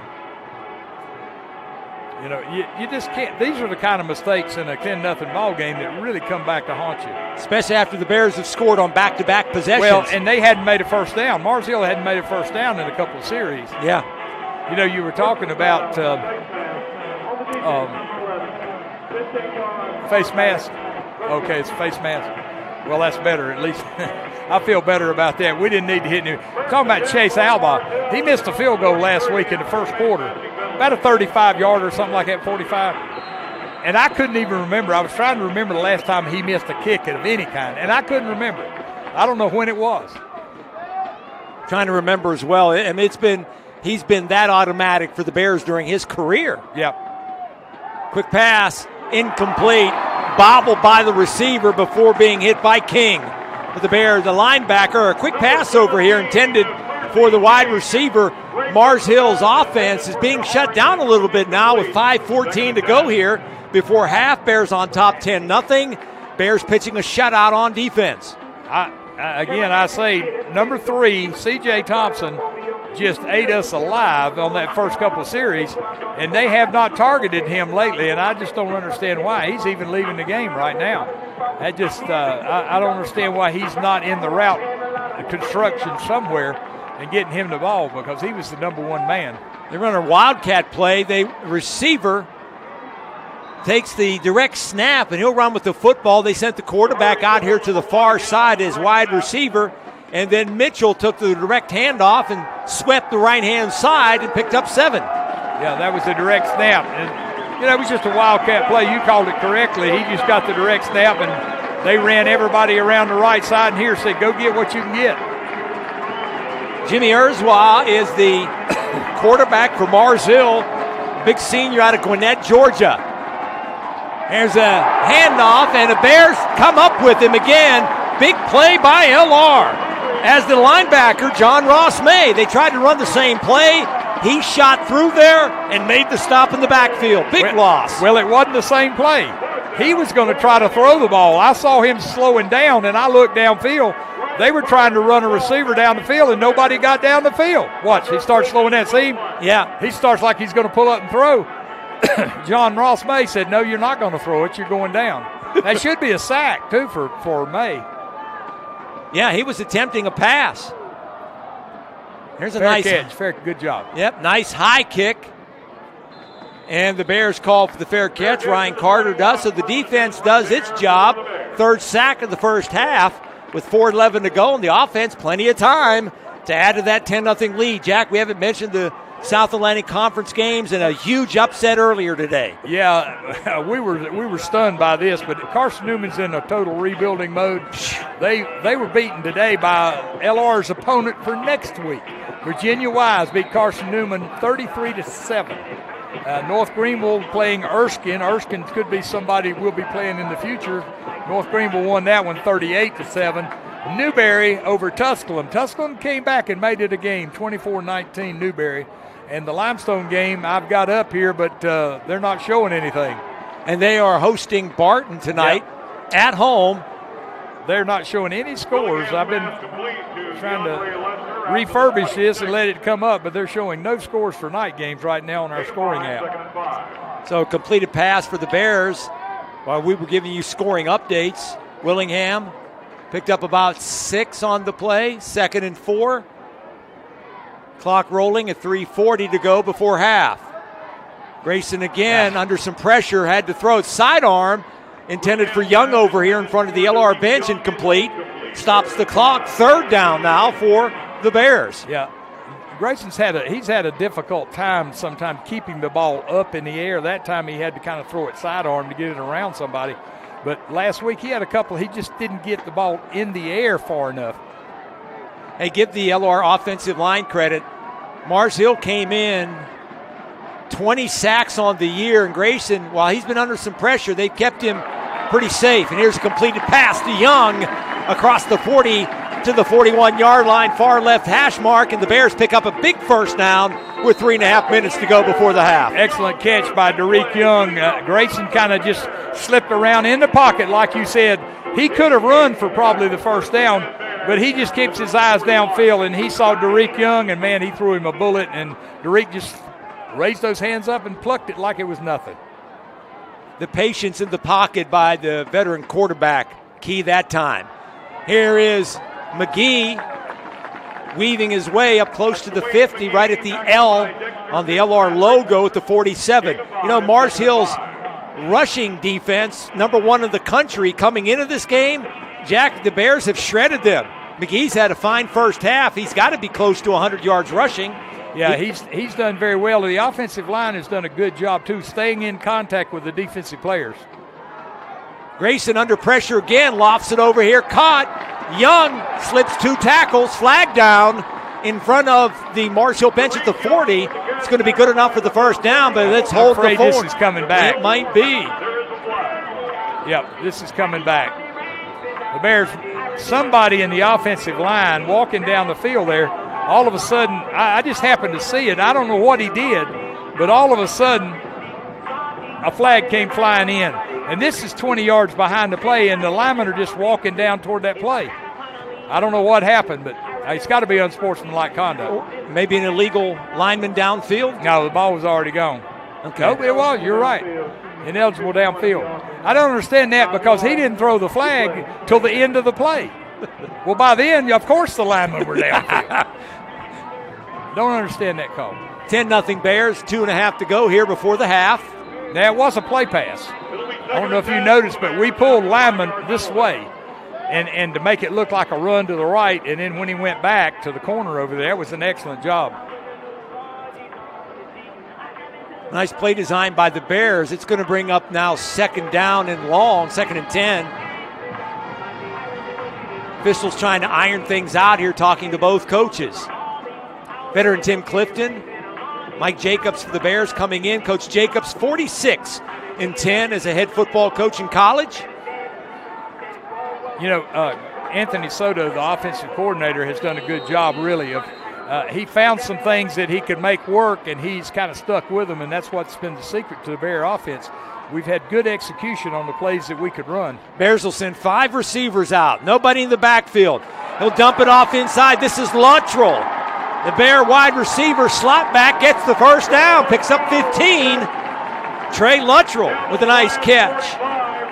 And a first down into Mars Hill territory at the 45. Good run after the catch, too. That's what we need to do as much of as we can. Get that ball in some of those guys' hands. We got some guys out there that can really run. Grayson now will loft it downfield for Young. Nearly had it, falls incomplete. They try to make a deep strike down the sidelines on the LR side of the field. It fell incomplete just out of the outstretched hands of senior Derek Young. Yeah, he could not get turned. Had he turned his body, been able to turn just a little bit, the ball was over his outside shoulder, which is where you want to throw it. But the receiver's got to make the catch. He's got to turn and make that catch. Stops the clock, 2nd and 10, 2:02. Go before the half. The Bears going to the south end, closed end here at Moret Stadium. Whistle stops it, flags down. Got to be somebody moving the offensive line. When you blow the whistle, when you blow it dead that quickly, it's got to be on the offense. Yep. A game of note, Clemson, NC State, 14-14, going to overtime. How about that? My buddy Lanny Ford, sideline reporter for us in the last couple of years, big Clemson guy. He's probably on suicide watch. Well, you know, Clemson's just not as good as they have been. They lost an awful lot of good players. And Dexter Lawrence is he's going to prove to be pretty hard to replace. You want to try to pronounce their starting quarterback? I do not. Ungalule. Yes. 2nd down and 15 now for the Bears at midfield. Quick strike over here. Caught. Parsons at the 40. He'll spin down to about the 38. Nice pickup of about 12.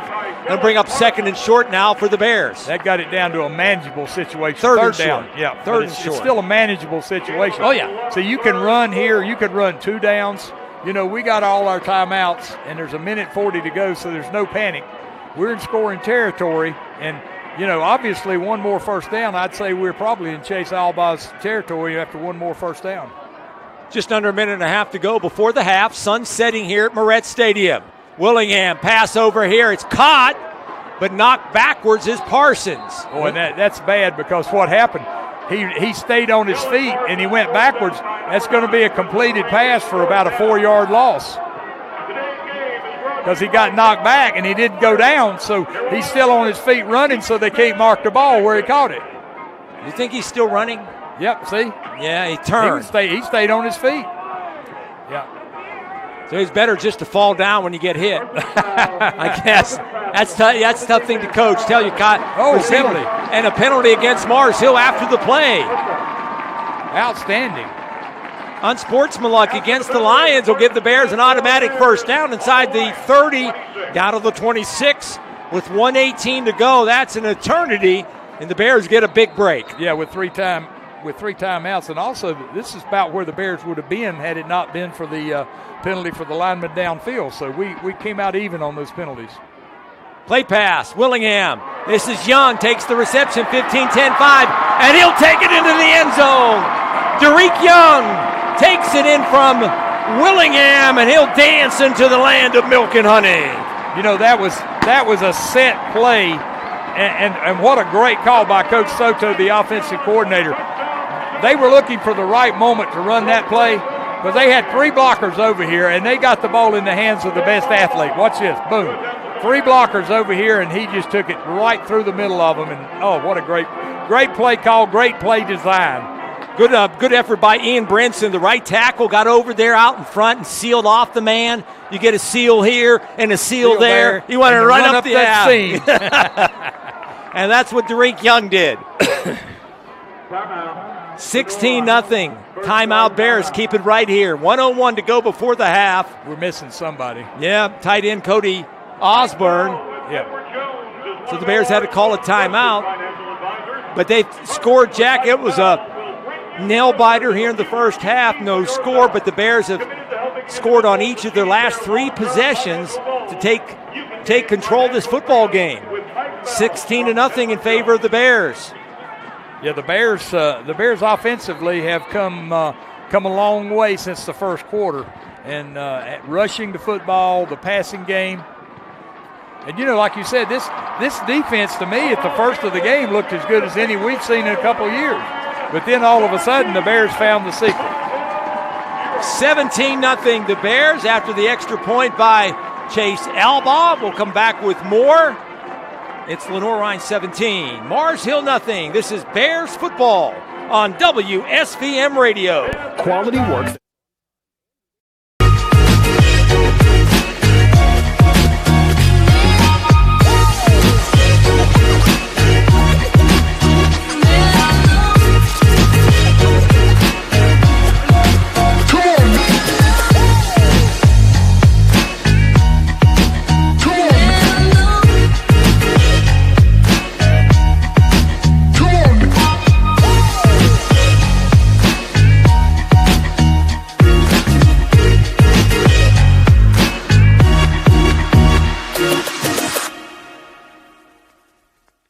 Celebrate great with Carolina West Wireless. Great new phones and a great customer experience, all on our great nationwide high-speed network. Stop by today and get big savings on select Samsung smartphones, like $350 off the Samsung Galaxy S20 and S20 Plus, and $350 off the Note 20 and Note 20 Ultra. The great savings continue with 4 lines of unlimited data for just $35 a month per line. Celebrate great savings and go stay.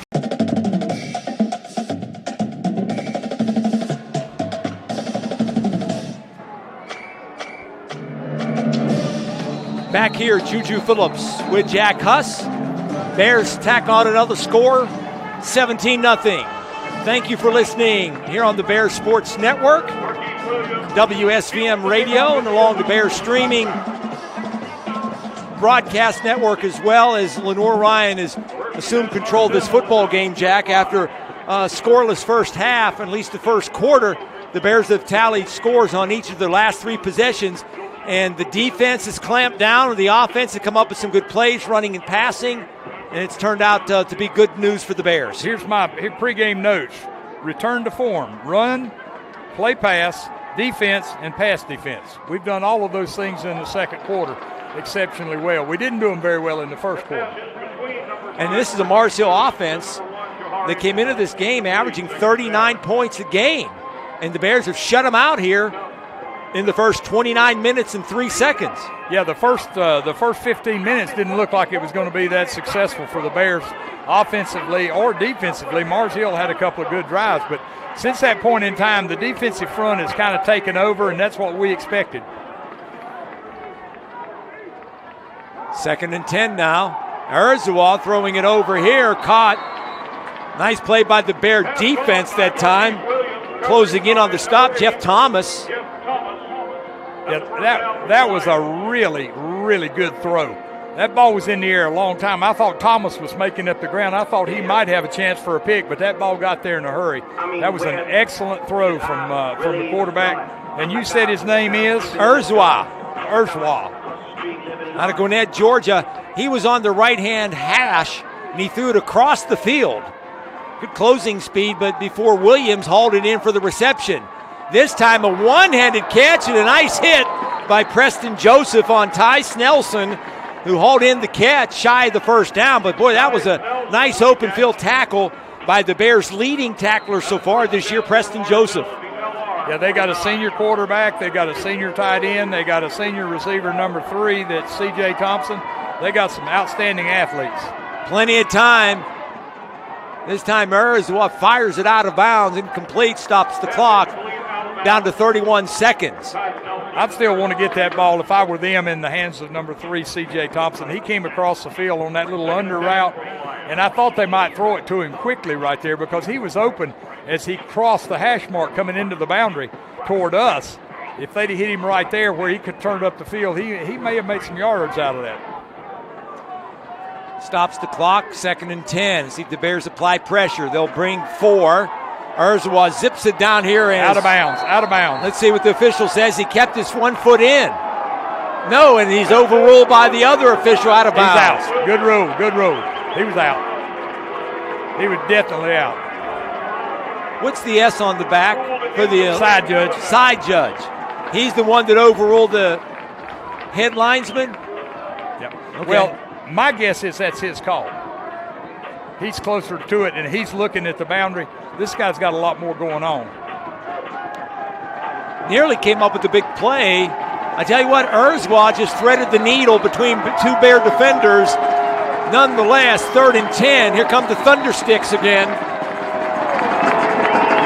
This is where we got to be alert right here. Bears try to bring the heat. They throw it underneath Snelson, and the Bears just wrap him up and knock him down way shy of the first down. You know, I think that was supposed to be a pitch and catch. I think he was supposed to catch that ball and toss it. There was a guy kind of came circling around him, and he got past him and he couldn't toss it to him. Because when Snelson caught it, it looked like he was looking for somebody to give the ball to, and the guy's lined up as a tight end and run routes. He's lined up as a tight end and block. He's an old school tight end the way they're using him. Timeout by Mars Hill here. We'll keep it right here. It's going to be 4th down for the Lions with 14 seconds left. Don't forget, proud sponsor of Lenoir-Rhyne Athletics, Domino's. You can order by using the Domino's app and have it delivered for your next game day watch party. Students can also use their Bear Bucks and order Domino's Pizza. Domino's, a proud sponsor of Lenoir-Rhyne Athletics, along with David E. Looper and Company and Southeast Retirement Planners. Find out what your game plan is to reach your financial goals. Check them out at Southeast Retirement Planners. Another timeout. Coach Clifton standing right beside the official. He didn't like whatever it was he saw. You know, he's still actively involved. He's not even getting in the huddle now as they come off this. Well, now he's coming back because he's thought of something. He's letting his coaches coach, but he saw something there he didn't like. He called that timeout. Coming up at halftime, Lenoir-Rhyne Sports Information Director or Associate Athletic Director of Communications. Is that kind of like an SID used to be? Yes. Okay. Just an enhanced title. Jeremy Zalaka will join us, talk about what's happening around the campus with Lenoir-Rhyne Athletics, and we're going to be talking about some other big games coming up for Lenoir-Rhyne between the bricks, including homecoming, which will be right upon us next month. Yeah, October 23rd, the Hanley Painter Memorial Golf Tournament the day before, and then homecoming with the Hall of Fame. 4 inductees, I believe. We had 5, but Mike Houston was inducted in the spring. Is that right? Yes, and we have 1 left over, Crystal Clary, from the previous year, so that'll make a class of 5 coming in this fall for the 2020 year, nothing for 2021. Urzua on 4th down. Knocked down by Luba. Dan Luba, who has a fine game, has 2 sacks here in the first half and got his big bear paw up and knocked it away. You gotta have a great game when you're on the cover of the program, and he really looks ferocious in that cover on the program. He looks like a defensive tackle that's ready to play today. I think correct me if I'm wrong. Is he the first player ever to wear 0 in Lenoir-Rhyne history? May have been. Is he? Thank you, Danny. Yeah, I don't. They just legalized, believe it or not, 0 just a few years ago in high school in basketball and football. It wasn't that you couldn't wear it before. Johnny Olszewski was the first one I remember that wore 0 for the Washington Redskins back in the day. Way back in the day. Here's a pass complete to Young at the 30. First down Bears quickly down the field. 4 seconds left. They're going to get one more play. They're going. I'm letting Chase Alba kick it. The ball's at the. Where are they going to spot it? They're going to spot it at the 30, 37, 47-yard field goal. I'm calling timeout and let Chase Alba kick it. In 4 seconds, you're not going to. You either got to throw it to the end zone or that's it. Coach called timeout. He's going to give him time to think about it. Good play. Coach Jacobs made a smart move there. Call timeout. It gives you a little more time to make that decision. If he wants to let Chase Alba throw it. If not, you got to throw it to the end zone. Yeah. I'm waiting for speaking of 0. I'm waiting for a couple of college players, and I don't know if it's legal to wear 00. Jim Otto. Yeah. Ken Burrow, wide receiver. He played center, remember? Yeah. For the Oakland Raiders, and Ken Burrow, wide receiver for the old Houston Oilers, wore 00 as well. Yep. Olszewski goes back to the 50s, if I remember correctly, when I was a kid. TV, you only had 3 channels back then, and when the NFL came on TV, you were limited to whatever team was in your area, and the Washington Redskins at the time, the Washington football team, was the only game in town. If you lived in the South, you saw the Washington Redskins. There was no Atlanta Falcons. There was no Miami Dolphins. Okay, there was no Nashville team. Washington Redskins went all over the South, and that's why so many people of my generation are Redskin or Washington football team fans, because they grew up with them. Yeah. And they played the Cleveland Browns the first game of the year. I'll never forget that. Every year they played the Cleveland Browns the first game. Bears have it now. One more play, 30-yard line. Willingham steps up, and he'll loft it deep in the end zone. Go over to Young. Jump ball. It's out of the end zone. It is incomplete. It was intercepted, but it was out of the end zone. So the Bears go to the locker room. 17 consecutive points in the second quarter. Gives Lenoir-Rhyne a comfortable lead here between the bricks. First home game of the 2021 season. We'll go to the break. Your score again, it's Lenoir-Rhyne 17 and Mars Hill nothing. Stay with us. Our halftime activities coming up here on the Bears Sports Network, being powered by MBA Roofing. Back.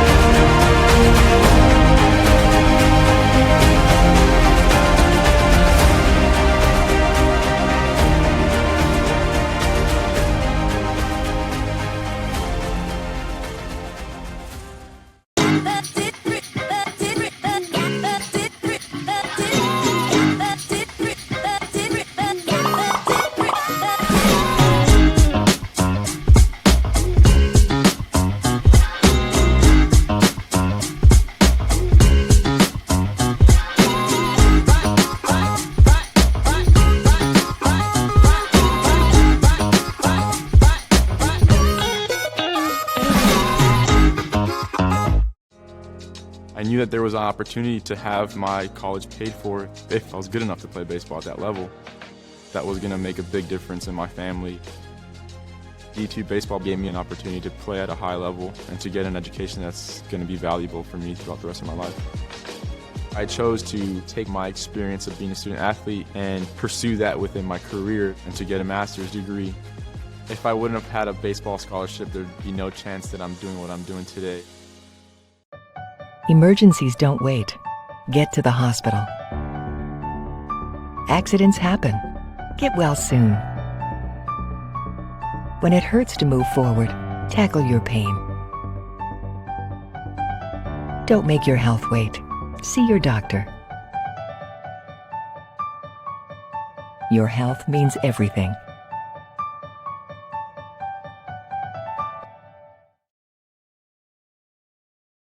In NCAA Division II, community engagement is an initiative at all 25 national championships because student athletes want to give back while competing for a national title. Over the course of the year, Division II student athletes have an opportunity to leave a lasting impression in local communities throughout the country. Whether Division II student athletes are volunteering at hospitals, schools, after-school care programs, foster homes, or retirement villages, they make a difference in the lives of others. In Division II, we rise to the opportunity and make community engagement ours.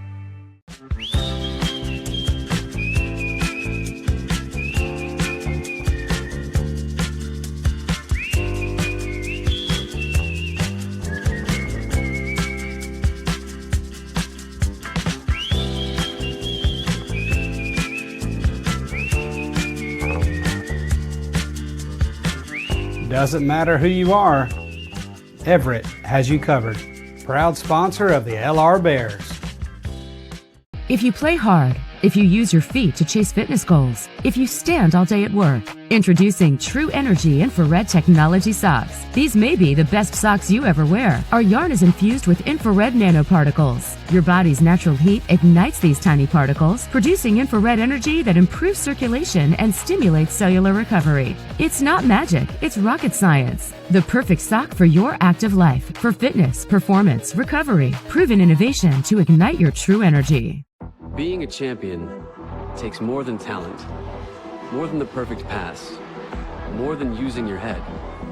Being a champion takes the spirit to always push harder, the ability to overcome any hurdle, and the fire to be the best.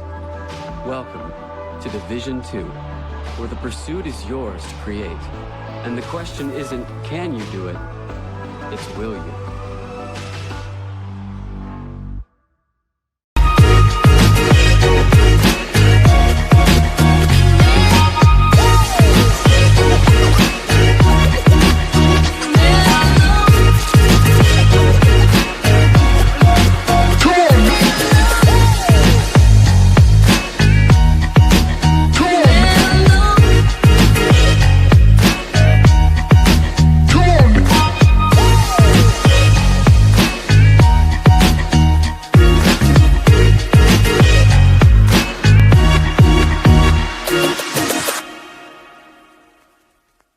Celebrate great with Carolina West Wireless. Great new phones and a great customer experience, all on our great nationwide high-speed network. Stop by today and get big savings on select Samsung smartphones, like $350 off the Samsung Galaxy S20 and S20 Plus, and $350 off the Note 20 and Note 20 Ultra. The great savings continue with 4 lines of unlimited data for just $35 a month per line. Celebrate great savings and go stay connected wherever your travels take you.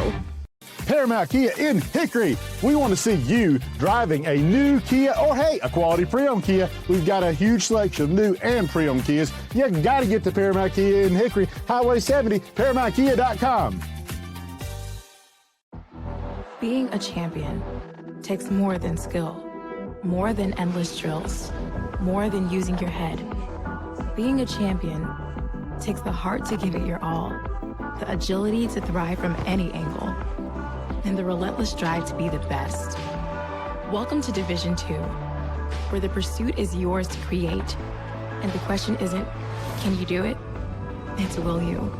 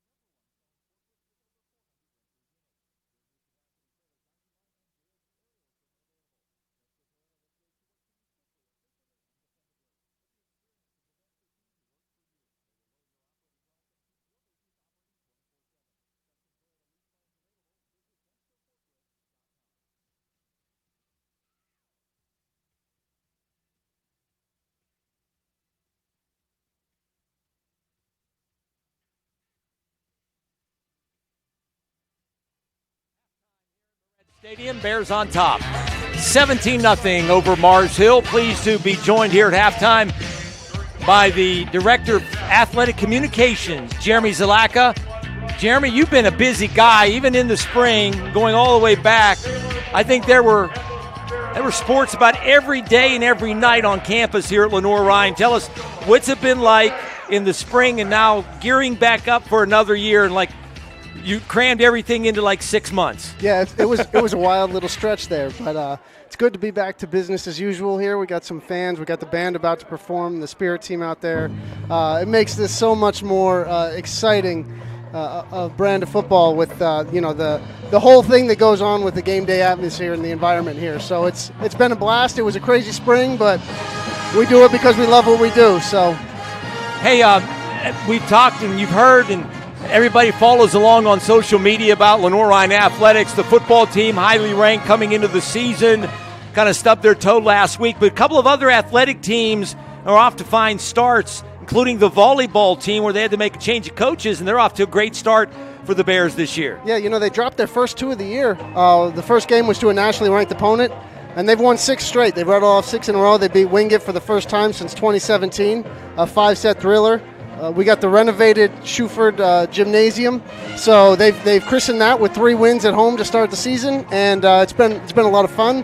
The soccer team, the women's soccer team, and men's soccer teams were both ranked inside the top 11. At one point, we had 3 teams in the top 11, football, men's soccer, women's soccer. So a lot of great things going on around Lenoir-Rhyne. The volleyball team won today at Limestone. The soccer team, women's soccer, won at Anderson, and the men will be kicking off here right about now. So what, right, in terms of the volleyball team, how many did you say that in a row? That's 6 in a row. 6 in a row. Yep. And a great, really, turnaround for them under a coach just in his first year, right? Yeah, Mark Wimberly was an assistant last year. He's the interim head coach this year, and he's done a phenomenal job getting us off to a really good start. We're 4-0 in the conference for the first time since 2017, so it's great to see that program have some success. They deserve it. They've earned it. They've worked hard to get to where they are right now. And the Bears athletic program overall, what's it been like? You've been head of athletic communications now for a while, few years. Yeah. I mean, you're now a veteran. Yes.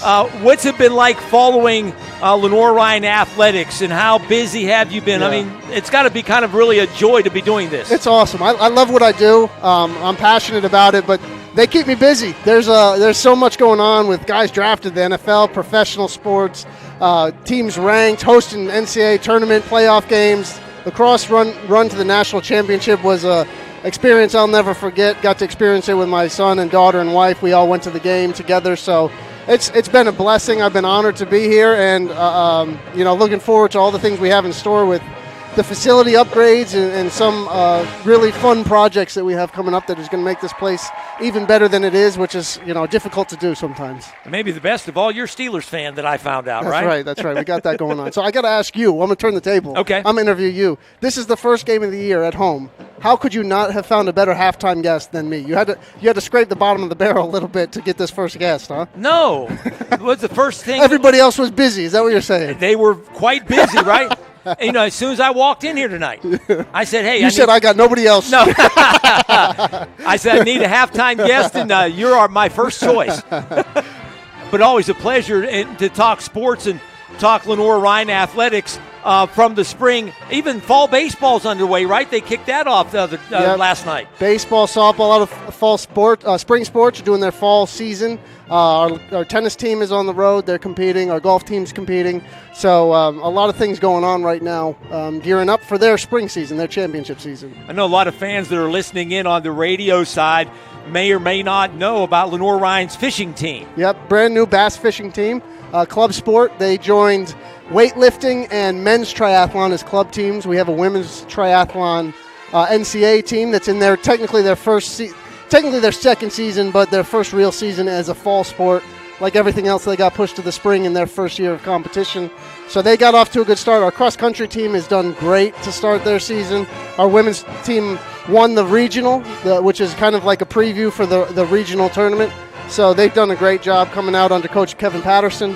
A lot of great things happening. They're third in the region for the women's cross-country. So. Now, I've been around long enough, and some of our fans over on the radio side will remember, if they're LR alums or remember Lenoir-Rhyne back in the 70s and 80s, They used to have fishing classes here. Okay. Fly fishing classes. They used to conduct them in the gym. Fly fishing classes with then athletic director, former coach Hanley Painter. That's awesome. So I'm sure a lot of fans, there are a lot of alums that came through Lenoir-Rhyne in the 70s and in the 80s that took fishing class or fly fishing class. And I'm probably surprised to know that LR now has a fishing team. I'll tell you what, when we announced bass fishing as a program, there was a lot of excitement. Obviously we run the social media, and just seeing the Facebook comments and Instagram and Twitter, there's a lot of excitement around the bass fishing. So you've been around the last couple of weeks, or at least the last month or so, with all of the, I guess I'll say hype, but all of the notoriety that Kyle Duggar had a couple of years ago. Derek Young is getting a whole lot of that too. There's NFL scouts coming in here about every day during the week. Talk about that. Yeah, it's awesome to kind of go through that a second time. The first time was a blessing, just to have that kind of attention right here in Hickory. But now you're starting to get used to it, and you see those teams rolling in, and you're not as big-eyed, and some of the other players get to experience that. I'm sure Derek benefited from that when they were coming to watch Kyle. They got to look at him, and now there's guys 2-3 years down the line that might have extra sets of eyes on him, and hopefully this becomes a little bit of a pipeline.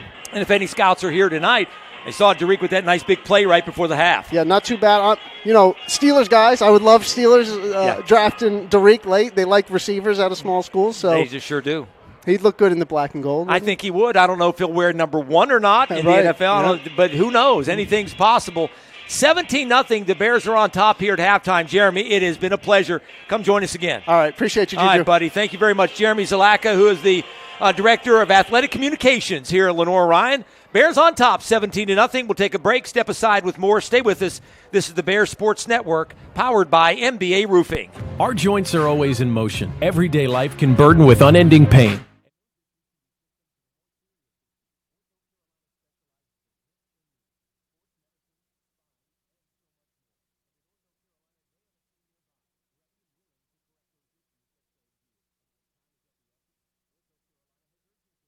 Open nights and weekends.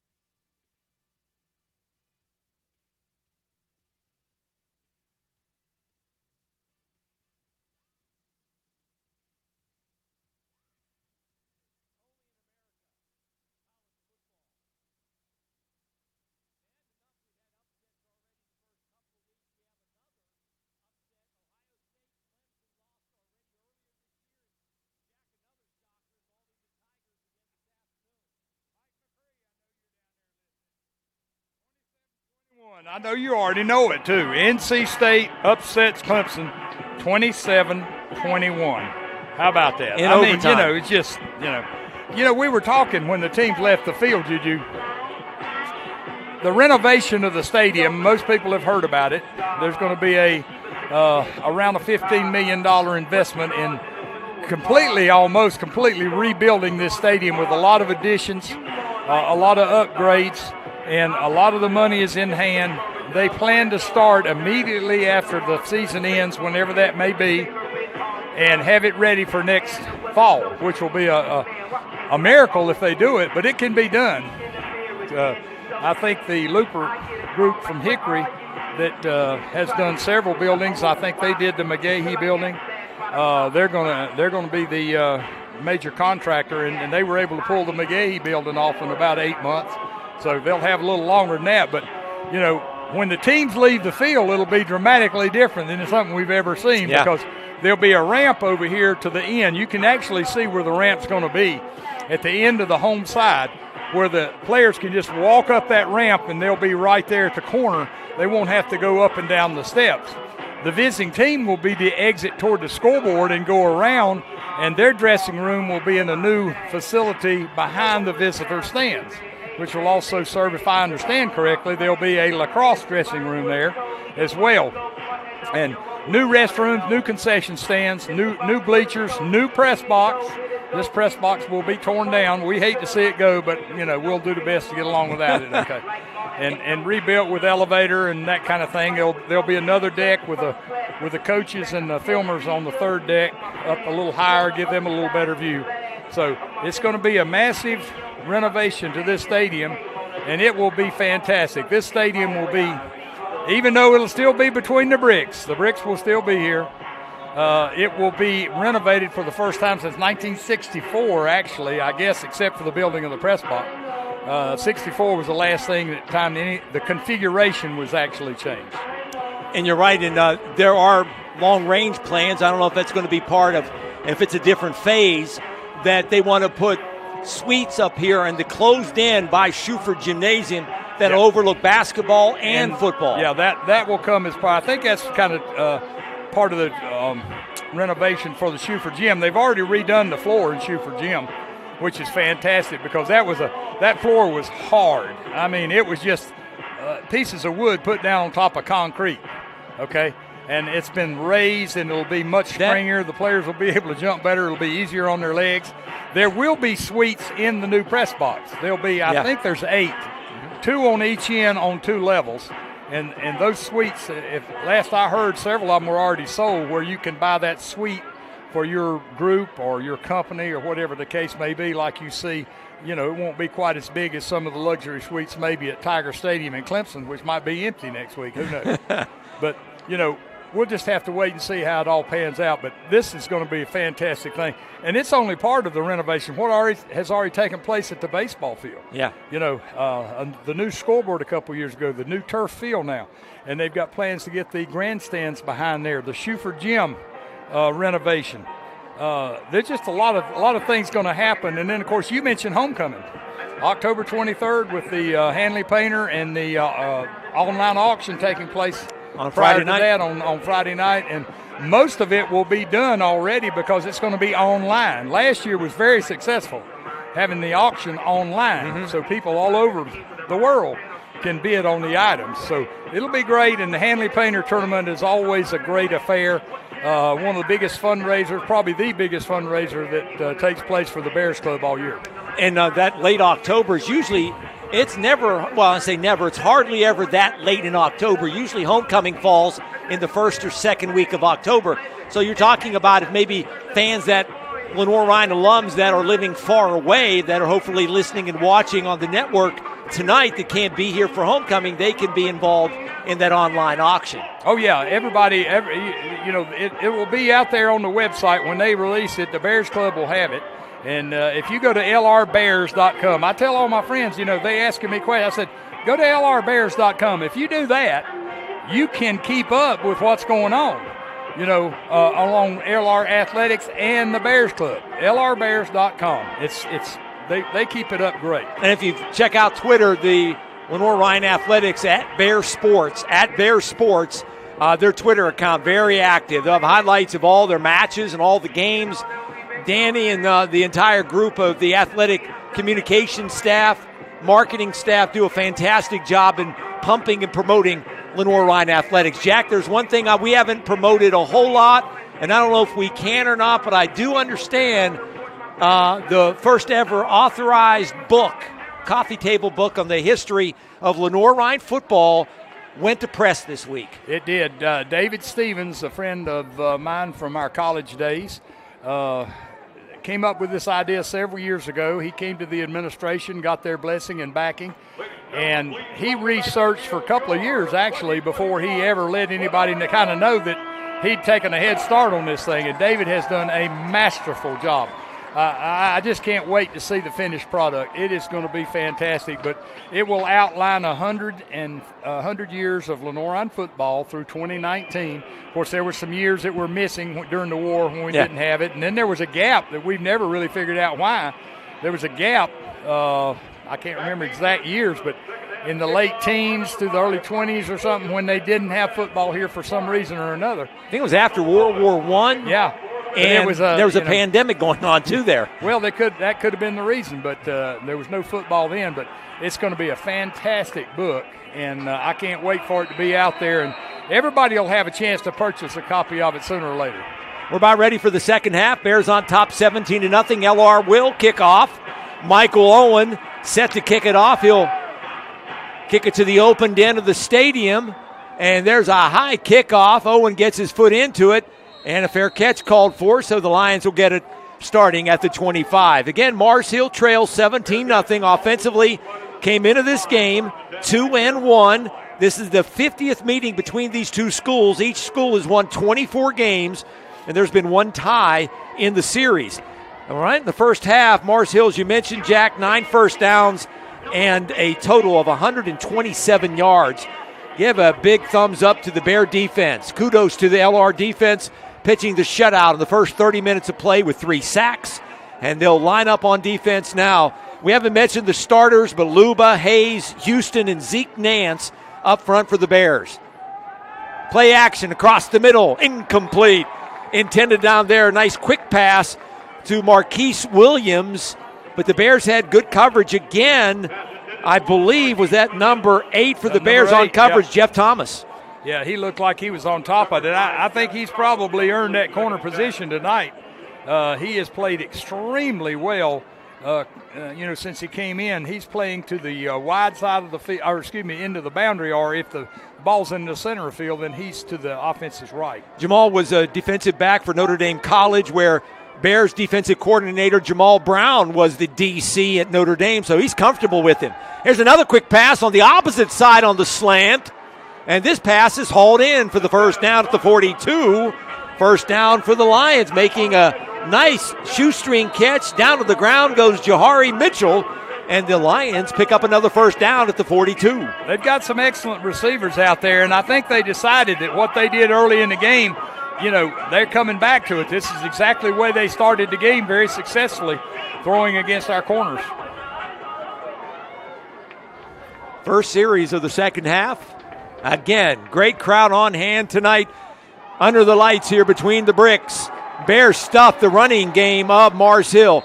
Jack, if you look back through the series, Bears and Lions, especially when the Bears really got good last decade, Mars Hill was always known as a running team north and south, not a team sideways, and they're doing a lot of that tonight, not the straight up the middle runs and then throwing the deep pass. A lot of that's been, I'm going to say, east and west and slants and quick passes. Well, they found out, too, that they were having no success running between the tackles.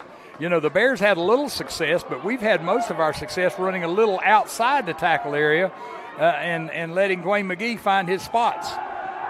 Bears bring some pressure, nearly knocked off, but a pass completion for the first down. That goes to the tight end for Mars Hill, but a nice pickup across the field. Bo DeBerry out of Grayson, Georgia. Number 88 gets the first down into LR territory at the 44. Yeah, that was a nice throw and catch. That was a design play. They ran the receivers off, and that receiver, I believe he was lined up as the tight end on the left side, came out and released, came all the way across the field to make the catch and run. 3 receivers now, 2 to the far side, 1 to the near.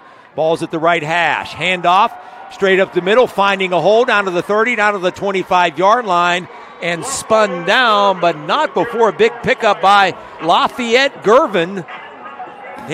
Maybe his first carry of the night, gets big yardage down to the Bear 25 and a first down. Yeah, that looks scary to me because that's what happened last week.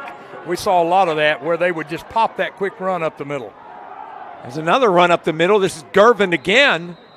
Eric Jackson in a nice play. Eric Jackson comes up from the secondary. He's another in the long line of great safeties that we've had back there that come up and play the run really, really well, but yet still can get back there in the pass zone when they're supposed to be. He has played corner and he has played safety for the Bears in his career. And he's lined up like a third linebacker right now. 4-3 look, 4 men in the secondary. Here's a pass across the middle, hit twice, but a completed pass down close to the first down. A quick slant pass completed by the Lions. Yeah, they went in and they made some adjustments. They looked at our defense the whole first half, and they realized what they could do. And the slant pass obviously is number one because that's about the fourth one they've thrown on this drive. Marquise Williams hauled it in with a man all over him, and a first down for the Lions. Another quick pass over here, but the Bears come up and make the stop. Good play that time by Lenoir-Rhyne as Percy King on the stop that time on the wide receiver Thompson, and that'll be no gain. 2nd and 10 now. Rolling clock just underway, second half.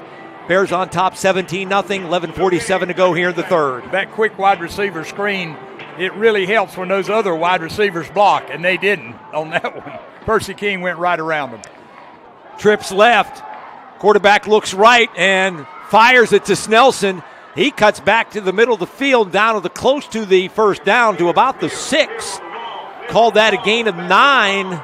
Long 8 maybe. Third down short now for the Lions. They have now inside the 10-yard line. Is this the first time they've been inside the Bears' red zone all night? And they have it now third and short. You know, this is a great series for Mars Hill. Them back in the ball game, 17-10 with plenty of time, or 17-7, excuse me, if they score and kick it. Timeout, Mars Hill. Coach Clifton called that one again. He's all over this game. He may have coached a lot of games at Mars Hill and been there a lot of time, but it's still his team. I guarantee you that he's heavily involved. Big upset in college football today is NC State knocks off Clemson in double overtime. 27-21. Around the sack, some scores. The Wingate Catawba game was postponed last night. My understanding is it's going to be ruled a no contest. And I don't know exactly what that means in terms of the standings. Nobody gets credit for anything. They'll just be one, just like an open day. I would assume that's the way it is. It's just, we had a no contest 2 weeks ago when we played nobody. So. Yeah. So Wingate and Catawba both were 3-0 going into the game, and there was a COVID outbreak on the Catawba team, and that game has been ruled a no contest. It was canceled. Carson Newman got throttled by Virginia Wise, 33-7 in the biggest upset of the day of the South Atlantic Conference. Here we go, back to action, third and short. Ball's in the middle of the field. The quarterback looking left, throws it, knocked away. Bears coming in on the blitz. Big play by linebacker John Ross May. Knocks it away. That'll bring up fourth down. Do they go for it here, Jack? Was that Luba? Our spotter next door says that Luba. I didn't see it because I was looking in the end zone to see if we had it covered. All right, here's the play right here. I went by awful quick. Looked like number 1, John Ross May. Luba was in the backfield as well. Are you kidding me? Are you kidding me? We got to see the replay on that one, Danny. Did you see that? I did not, but the Bears, I had my head down, but the Bears come up with it, and Luba is holding the football. They brought a big lineman in at tight end. What's this? So they snap it. No, it's 47. They're going to snap it to him, and he's going to run the sneak, and he dropped the ball. And he fell on the tight end. Yeah, that's Snelson. He tried to go under center, and he got the ball. As soon as he had possession of the ball, he fell down on his knees. Yeah, he fell. I don't think he ever got it. I think the ball hit his hands and fell down, and then he just fell on it. Bears get possession. They hold at the 6-yard line. Little razzle-dazzle went the other way. Here's McGee running with the ball. McGee gets up to about the 8-yard line. First carry of the second half. McGee had 100 yards rushing on the ground in the first half. Leading rusher for the Bears. And that time he picked up 1, second down and 9. Hey, I'm not sure. I've seen a lot of trick plays in my time. Haven't seen that. I've never seen one like that. That was out of the ordinary. Oh, boy. Back to pass in his own end zone. Grayson over here, thrown, caught. Lester, a couple of nice moves, picks up the first down up to the 30-yard line. Nice move by Dre Lester. Grayson cocked and fired from his end zone and picked up 30 yards on the carry and on the pass reception, and that'll get the Bears a first down. Jack, quick update from our buddy Paul Bullock. Right now, it's Barton 24, Limestone nothing in the second quarter. Wow. They're not showing anything online. Hey, that's what happens when you have a veteran quarterback you can trust to throw the ball out of his own end zone. He'll try it again. Grayson this time will just check it down to McGee. He's got some space, stiff arm and out of bounds before he picks up the first down. Boy, nice little play by Grayson. He's shown patience tonight, Jack. If that first guy isn't open, he comes off and just dumps it off to his backup. And McGee coming off the field looks like he may have cramped up a little bit. He picked up 15 up to a 44-yard line. The Bears get another first down. The ability to make very, very quick and good decisions is vital to quarterback, and Grayson just does it as good as anybody. Davis now on the carry, and he is stopped at the line of scrimmage. You know, I heard a quarterback talking about, I believe it was Jameis Winston, and they asked him, they said, what did you learn from playing behind Drew Brees for a year? He said Drew Brees always stressed that the decision was more important than the result. And, you know, there was a perfect example of it. The decision to flip that ball out there was more important than that play because he could have run that ball and maybe gained 5 yards, but he didn't. He made the right decision. 2nd and 9. Willingham over here. Pass is complete to Lester, and he tries to hurdle a defender, and 3 guys knock him down. Short pickup. It'll bring up a third down. Previous play, Daquan Sturdivant, the running back, a 210-pound freshman out of Anson County High School, picked up 1 on the play. He's still in there. Boy, that should have been a taunting call there. He stood over him and hollered straight down at him. The officials let that one slide, and that was our big buddy out there, number 29. He's been going on all night with fans and everybody else. Sophomore Nick Jackson, corner over there. Third down now for the Bears, 3rd and 6. Ball placed at the 47. Grayson, quick drop over here. Caught, dropped. Intended for Derek Young. Had it for a second. He had enough for the first down, but the defender came up and stripped it away, so the Bears now will be forced to punt the football. You know, the Bears have just really struggled the last 2 games with drop passes. I mean, that ball, that's a good play by the defensive back, but that ball hit him in the hands. You know, he's got to make that catch. He knows he's got to make that catch. Derek would be the first one to tell you, if that ball hits my hands, I got to catch it, you know. So Michael Owen now standing at his own 34. Attempt to punt, steps into one. Nice high end over end. Fair catch called for at the 6. I don't know if you want to do that and just let the ball roll. Well, he was standing on the 10. What you always coach those guys is stand on the 10, and if the ball goes over your head, run to the other side, signaling fair catch, running toward the boundary or something. Try to draw the defenders away from the ball. But he signaled fair catch at the 10, and then he backed up 4 steps. We're midway through the third quarter. Timeout on the field. Your score, Lenoir-Rhyne 17 and Mars Hill nothing. Back after this is Bear Football, being powered by MBA Roofing.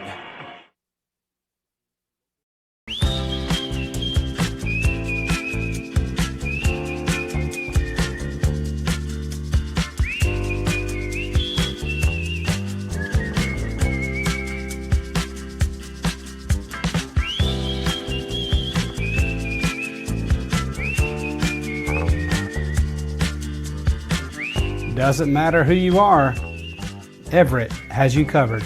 Proud sponsor of the LR Bears.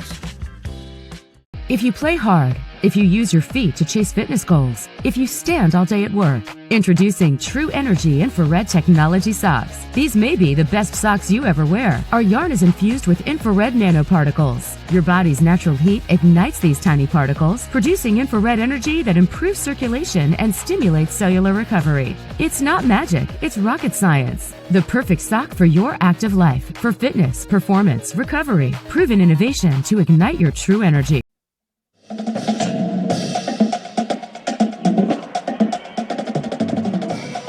Back here, Juju Phillips, Jack Huss. Glad you're aboard. Be it on the internet, watching the stream, radio, terrestrial radio, WSVM radio as well, and glad you're listening. It's been all Bears here in the first home game of the 2021 season. 17-0 in favor of LR. Mars Hill has it midway through the third quarter. 1st and 10, balls at the 8-yard line. They complete a quick pass out to about the 10, call it a gain of 3. 2nd and 7 now for the Lions. I wouldn't be surprised to see that again, but I just can't remember the last time they threw the ball in the direction of number 3, C.J. Thompson, and he's one of the best receivers in the league and has been for a number of years. Here's another pass caught over there for the first down. And a first down for the Lions. C.J. Thompson hauls it in. You know, the Bears have traditionally over the years, going back to Mike Houston, played a lot of zone coverage where the corners played off of them, and they gave you a lot of those. And you used the term earlier in the broadcast, bend but don't break, and that's the way we played way back in those days. A lot was bend and don't break. Urzua back again, steps up in the pocket, trying to scramble, finds some room.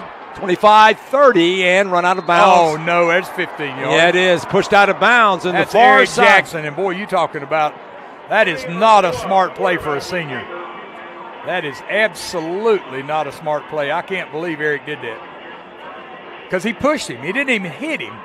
As he was, he had passed, there's about a 3-foot white strip over there. The players have to stay behind. And after he crossed that, Eric just pushed him. And, I mean, that's just, I don't know, that's losing your composure there. There's no excuse for that. And see this, but what it starts, 6-7 yard line? Yeah.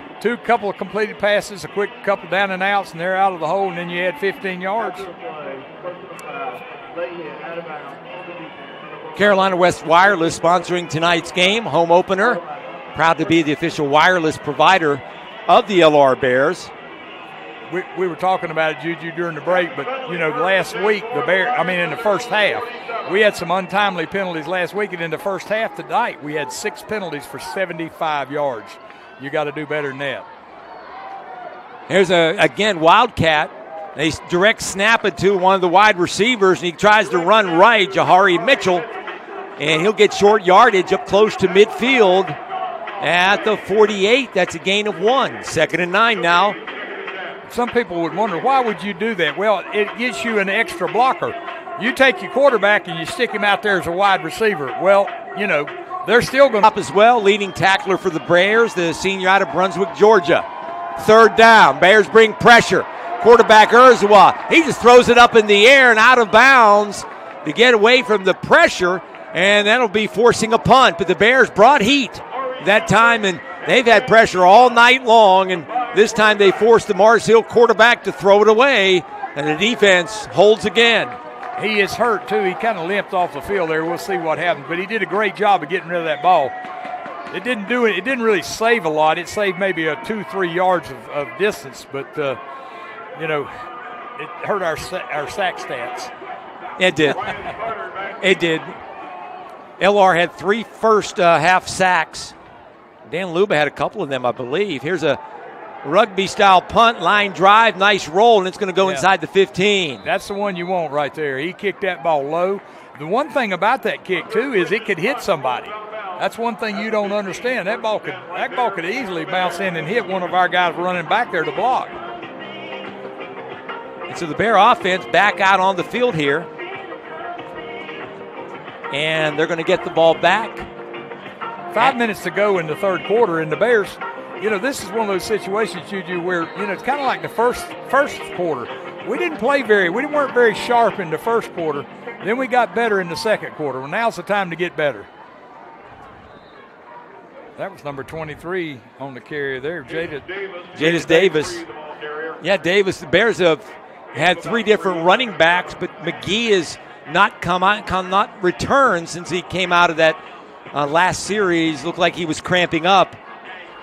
Sturdivant and Davis have been the running backs for the Bears so far. Grayson over here, throw it, complete to Lester, slips a tackle, 25-30, 35-yard line. That ought to be one. And bumped out of bounds. See, that's the same play we had over there. After he's out of bounds, the guy hit him. We don't get the flag. It wasn't vicious, but once that guy crosses the white line, there shouldn't be any contact. In front of our bench, usually that's a done deal. Grayson looked right through left, and Lester got a nice block over there by a guy we haven't called a whole lot tonight, Ryan Carter, who's done a great job of blocking as the inside slot receiver. Got a good block that time. This time they go to Lester, and he stripped of the football, incomplete. I'll tell you, the Bears they've had a hard time holding on to the ball. That was just a drop pass again. The ball was not really bad thrown. It was on target. The defensive back didn't get there early. He got there just after the ball got there. But we just keep dropping these passes. It's going to, something we've got to get a little better at over the next week. Clock stops, 4:12 to go in the third. LR leading 17-0. Willingham back to pass. He'll loft it deep down here to Lester. Through his hands. It looks like he had another chance to come up with a huge play on a little deep pass. So it's going to bring up 3rd and 10 now for the Bears. And again, if you're watching the stream and seeing this game, you can see this ball. It just goes right through his hands. I mean, that ball was right on the mark. That was a well-thrown ball by Grayson, right on target. Let's see what it looks like right here. Yeah, nice throw. Yeah, you can't quite see it the way the camera got it. Just got the end of it. But he hit him in stride. I think the defender may have got a slight hand in there. Grayson is in the shotgun, standing at his own 30. Backs up, steps up, throws right-hand side, incomplete. Intended over there for Jordan Payne. Tried to throw one of those back shoulder throws. It was beyond the sticks. Would have been a first down, but it falls incomplete, and that'll bring on the punting unit. Yeah, he had the ball. He let the ball go in advance of the runner.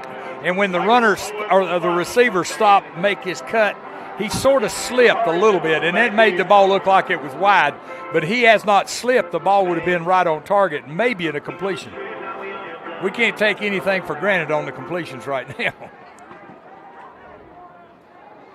So Michael Owen is the punter for the Bears, and he steps into one, and a nice high kick, lofting, taking the return man back to the 20, where he calls a fair catch. At the 20-yard line, so that'll change possessions with 3:50 to go here in the third quarter. Bears on top 17-0. Newberry goes to 2-0 in the South Atlantic Conference. They beat Tusculum earlier today, 24-19. Run around. You want to run down a couple of other scores? Yeah, the game we've talked about, Carson Newman being defeated by Virginia Wise. And I think Carson Newman, they're just in a total rebuild. They've torn it all down. There's a new offense. It's no longer the split back veer. They're learning a lot of things. They had split back veer offensive type players, and now they don't, so they have to go through that transition. Just like when we changed from the triple option, we had to change. Just like we're in the change right now from the offense that Drew Cronick ran to what Coach Jacobs wants to do. Kind of a single back. Here's a little flea flicker pass, and they got a guy running free down the sidelines, completing it. And this is one of the backup wide receivers. No, that's C.J. Thompson. Is that Thompson? Yeah. You're right. It is C.J. Thompson, the senior from Asheville, gets the reception. A little flea flicker. They flipped it to the running back, handed it off. He threw it back to the quarterback, and Urzawa just found his man. He was just streaking down the sideline. That's who it was going to be thrown to from the get-go. See, he's in motion, and he really came out of the backfield, and nobody saw him. The corner had followed his wide receiver down into the middle of the field. Nice design play. Quick pass across the middle, complete. The slant pass, this time it goes to Jahari Mitchell. He falls down near the 20, and a first down for the Lions. I'm not sure if that's Chris Brown over there. Is that number 3 or number 5 over there? I can't see that number and tell, but whichever one that was made a really good play on that last play. It is Brown. This is where Chris Brown, when we were talking about when he caught that ball, Thompson did, and get up the boundary, he ran him down and made the play and saved a touchdown. Now they got to at least get it in the end zone. Second time they've been down this close, haven't been in the end zone. Here's a run up the middle, and the Bears just snuff him out down to about the 20. That's a gain of 1. You know, the teams that run this style right here, like the Bears do and like Mars Hill, they probably spend a lot of time on technique for blocking because there's not a lot of scheming going on. You know, you're basically blocking somebody in front of you and trying to power him backwards, and he's trying to knock you backwards. It's a man-on-man thing inside. So out of the shotgun is Urzwa. He's got it running back to each side. He'll throw it across the middle, incomplete, and a flag everywhere. A couple of flags intended down there for Thompson. He had coverage. Brown with the tight coverage must have got a hand in there. He did. He grabbed him. Yeah, he did. Yeah, he grabbed him before the ball got there. See, we're not in position. When you're covering a slant and you're behind it, pretty hard to do anything about it. You know, if you're behind it and the ball's thrown properly, all you can hope to do is you can get there at exactly the time the ball does and strip the guy's arms away as he's catching it. We've seen that happen to us a couple times tonight. But, you know, he just got there. He did the strip before the ball got there. Yeah. So automatic first down. And that'll get the ball down to about the 4-yard line, I believe. It looks like the linemen are standing on the 5, so when they get down the stance, the ball's probably at the 4. And this is their second opportunity. You think about had they scored on the last one, you know. It is officially at the 5. First and goal now for the Lions. They're going to throw another quick pass across the middle. Too. And another flag. That was interference too. On Brown, the Bear corner, getting picked on here the last couple of plays. A freshman out of West Stokes High School in King, North Carolina. Bears got a couple of players out of West Stokes the last couple of years under Mike Jacobs. Been a nice recruiting area for Lenoir-Rhyne. Yeah, he was the guy they picked on last week down the boundaries when they threw there was about an 80-something yard completed pass and run. That was the guy they were picking on then. You know, and that's one thing about it. He's a freshman, and they're picking on him, no doubt. But that's something he's going to have to learn. He'll either have to get better or he'll have to move to playing linebacker or something else. Yeah. You know. Got to have a short memory, too, playing that position out on an island. That's the toughest position, one of the toughest, if not the toughest on defense. Quarterback with the keeper running left-hand side and shy of the goal line. He didn't signal touchdown. No, he's at the inside the 1. Bears getting good hustle over there. Eric Jackson on the stop for Lenoir-Rhyne. He pushed out Urzwa, who kept it, faked it inside and fake left and tried to run the keeper around the left-hand side. And I believe that was May helping out Jackson. Bears double-teamed him shy of the first down. It's going to bring up second and goal. That was an excellent job by the Bear defense. Straight handoff up the middle. Shy. I think he reached in at the last second. I think touchdown. Yeah, he's in. He fell across the line. When you tackle a guy at an angle, it's hard to push him back. You can push him down, but he can fall forward. And you can see it on the replay. He just falls, see that from the side, and now he just falls forward and it's a touchdown. Lafayette Gervin, the man who got in the end zone for the Lions. And here comes a funky-looking setup for the extra point. They set up like this, then they'll shift if they're going to kick it, or they'll run a 2-point play. Man goes in motion. They're going to go for 2, and they do, and they pick it up. They run a screen pass over here, and with 3 guys in front, and they pick up a 2-point conversion. 17-8. I'm not sure why they did that. You're still 9 points down. It's still 2 scores. Well, 10 points, a touchdown and a field goal puts you in the lead. That, you know, instead of a touchdown field goal putting you in a tie. And he may think, too, you know, we haven't seen a kicker. We haven't seen a place kicker. And he didn't even think about a field goal. Remember when he was down there earlier, he may not have one he trusts, but he may be thinking, you know, if we can hold them to 17, maybe we can score 10 points, you know. I got a friend who has a son that plays soccer at Mars Hill. I teach with a buddy of mine, and he said that they've had tryouts with the soccer team trying to find kickers at Mars Hill. So that may be exactly to your point. we used to do that in high school when soccer kickers were first coming into, and we were high schools were getting soccer teams.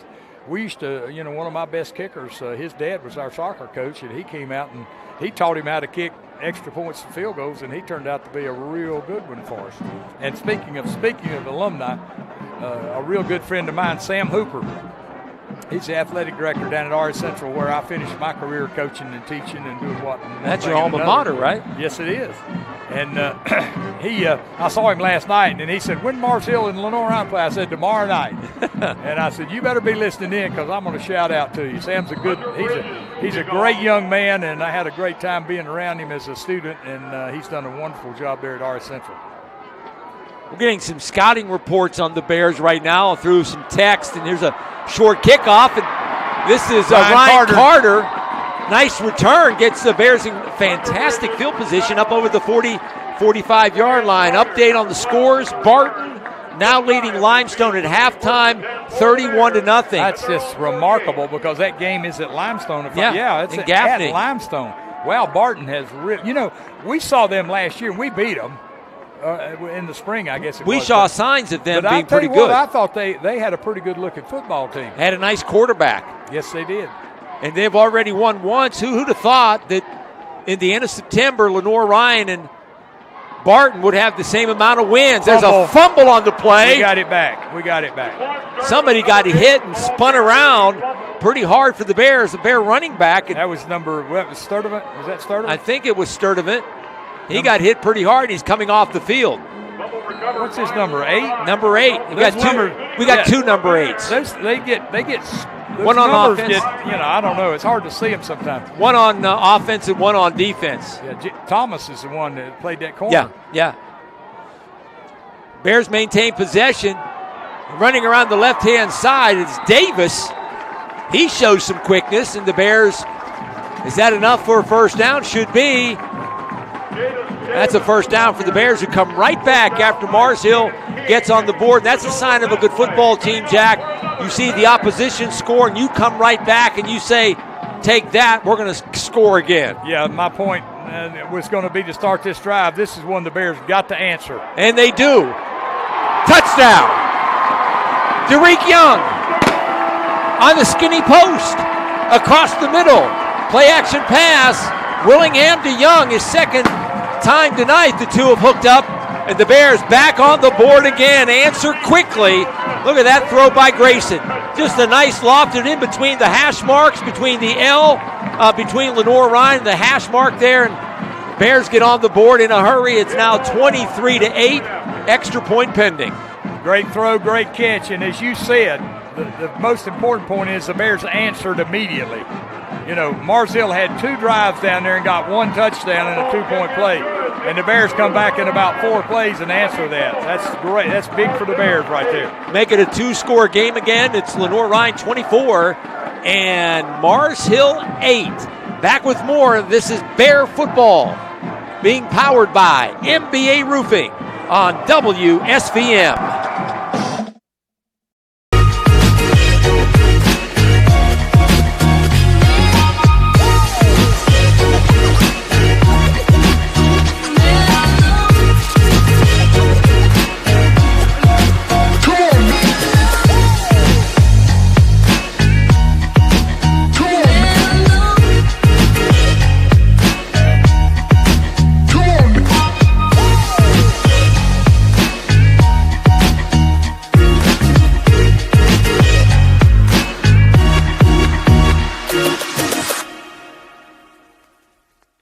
Celebrate great with Carolina West Wireless. Great new phones and a great customer experience, all on our great nationwide high-speed network. Stop by today and get big savings on select Samsung smartphones, like $350 off the Samsung Galaxy S20 and S20 Plus, and $350 off the Note 20 and Note 20 Ultra. The great savings continue with 4 lines of unlimited data for just $35 a month per line. Celebrate great savings and go stay connected wherever your travels take.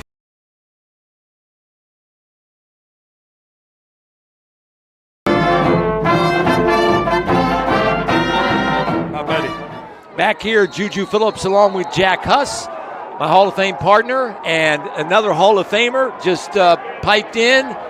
Mike McCree, our buddy, loud and clear. Nice to have the real team back with us, and it's been a pleasure doing the Bears, of course, this season for the first time. And LR on top. They answer the Mars Hill touchdown with one of their own. It's 24-8 now in favor of the Bears. And see if the defense can come up with another big stop here. But a little worried about the, Mars Hill's offense. This half, Jack, they moved the ball much better than in the first half. Well, I made a reference earlier to the Mike Houston defenses.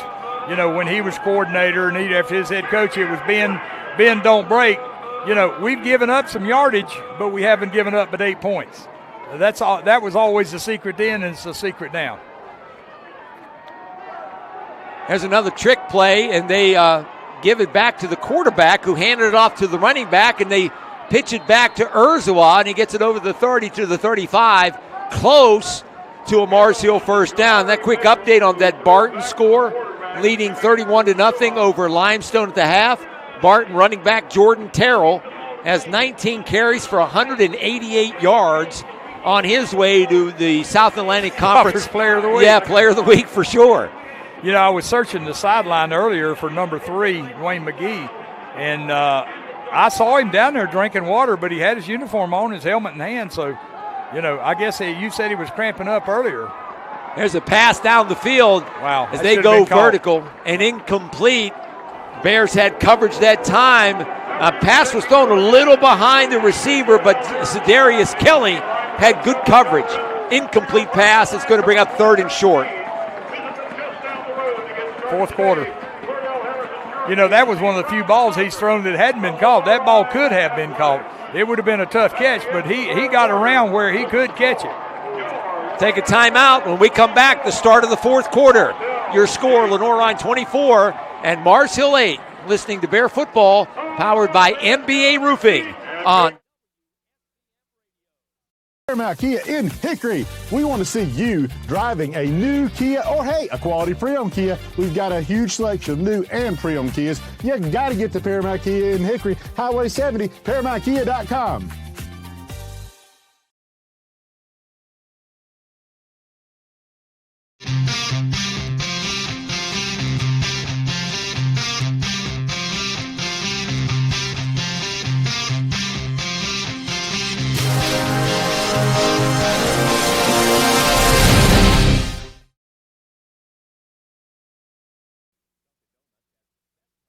baked goods, sandwiches, snacks, and all.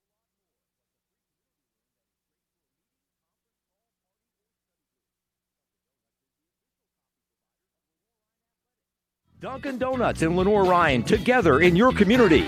That's Dunkin' Donuts. Lenoir-Rhyne Athletics runs on Dunkin' Donuts, 2nd Avenue Northwest off Highway 321 in Hickory. Go Bears.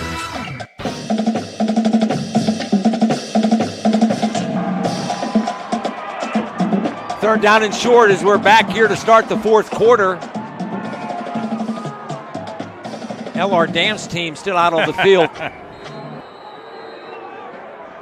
Now we're back to action, third and short. Mars Hill under center, Urzua, and official blows his whistle. Timeout, Mars Hill. That's two of their timeouts used already.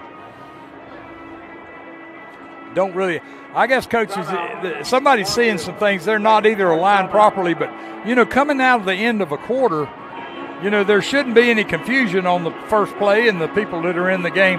A lot of teams now shuffle a lot of players in and out. You remember with Drew Cronick's offense, there were probably 6 or 7 players coming in and out on every play, it seemed like.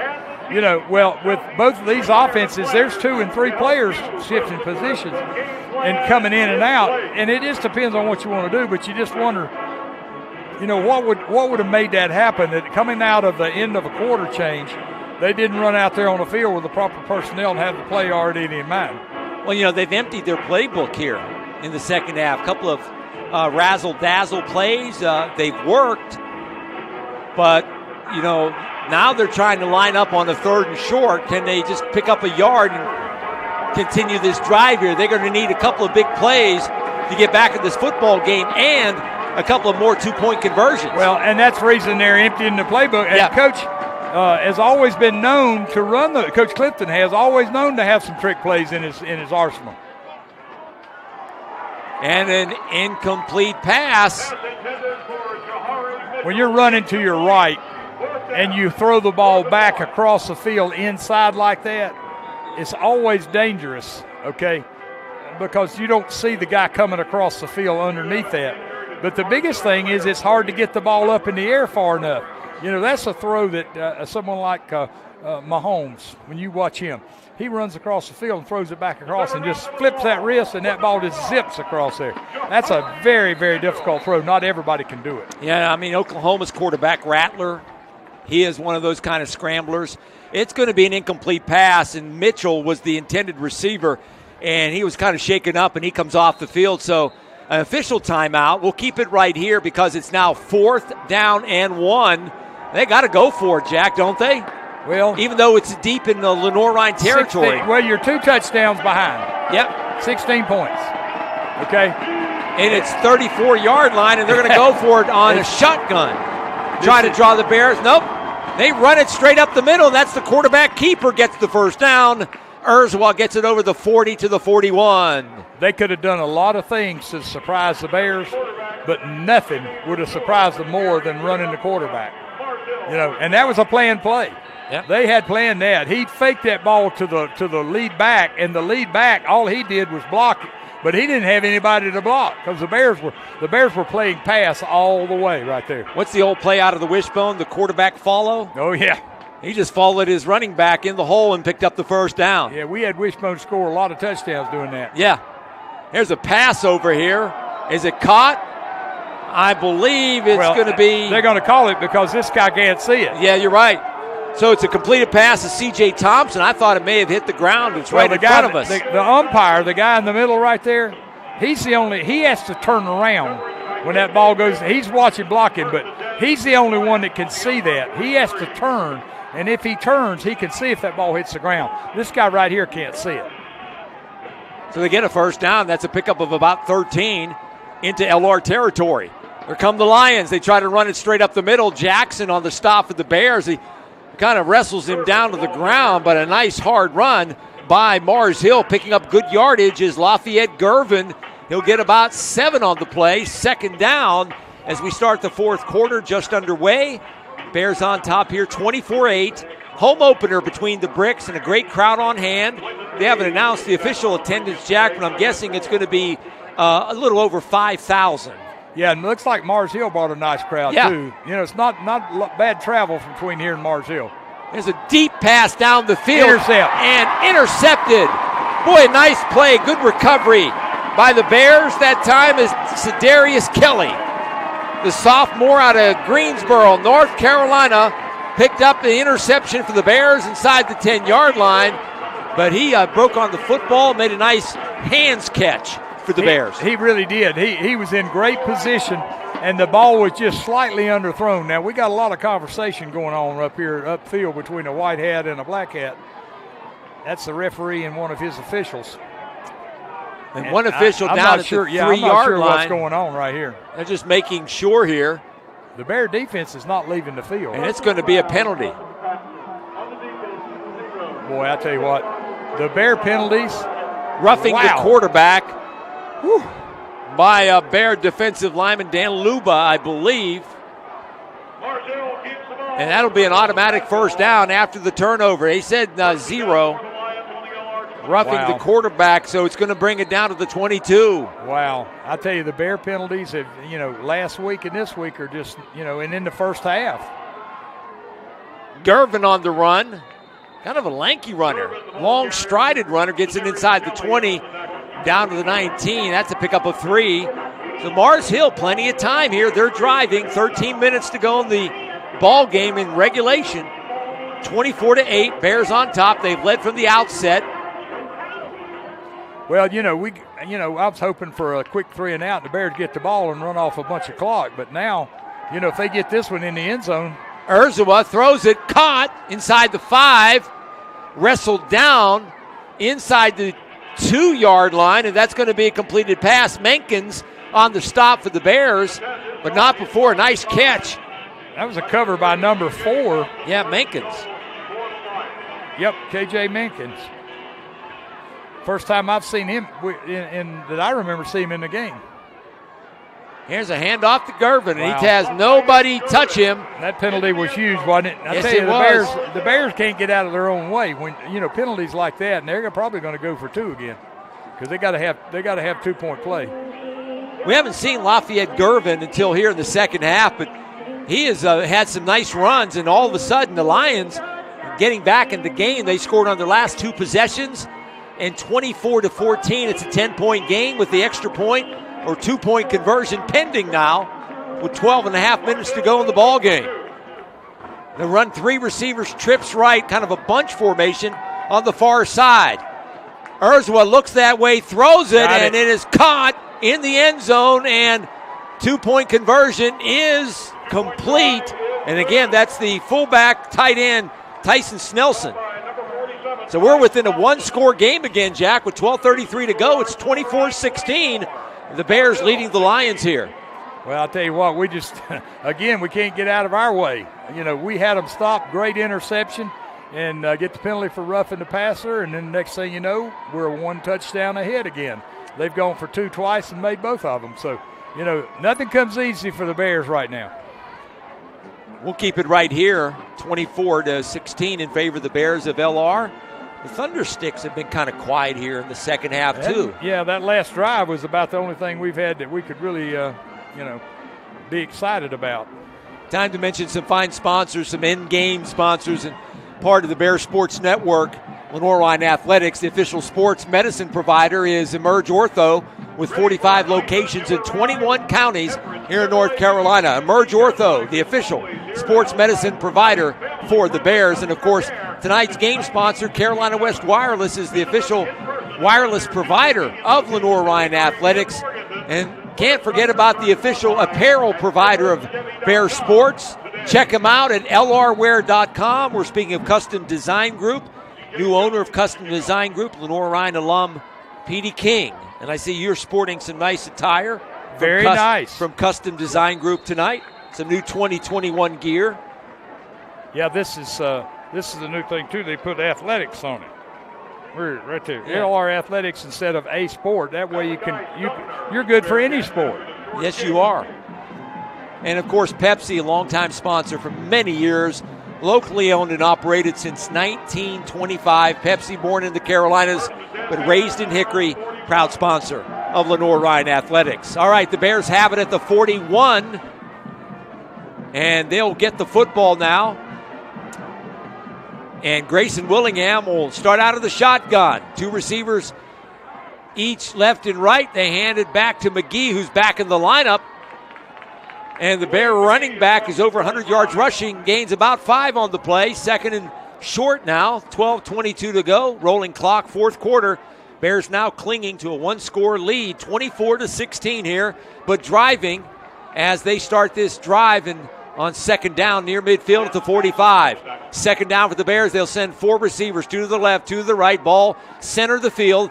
They'll toss it over here and complete. That's Lester. He'll get the first down into Mars Hill territory at the 46. So a couple of plays, and the Bears are now across midfield for the Mars Hill defense. Looks like they're wearing out a little bit. Maybe, Jack, both teams' defense is now starting to feel it a little bit here in the 4th quarter. Yeah, and the Bears right now, they'd obviously love to put some points on the board. Even a field goal looks good right now. But, the success they've had has been primarily throwing the ball with an occasional run here and there from Dwayne McGee. This time McGee takes the handoff, runs right, cuts it up the middle, gets a 3-yard pickup on the play. Dwayne McGee, who was over 100 yards rushing in that first half, he's been out with some cramp problems. He's coming off the field once again, Jack. And checking in is Jadis Davis, the freshman out of Wingate, North Carolina. He'll check back in on a 2nd down and 8.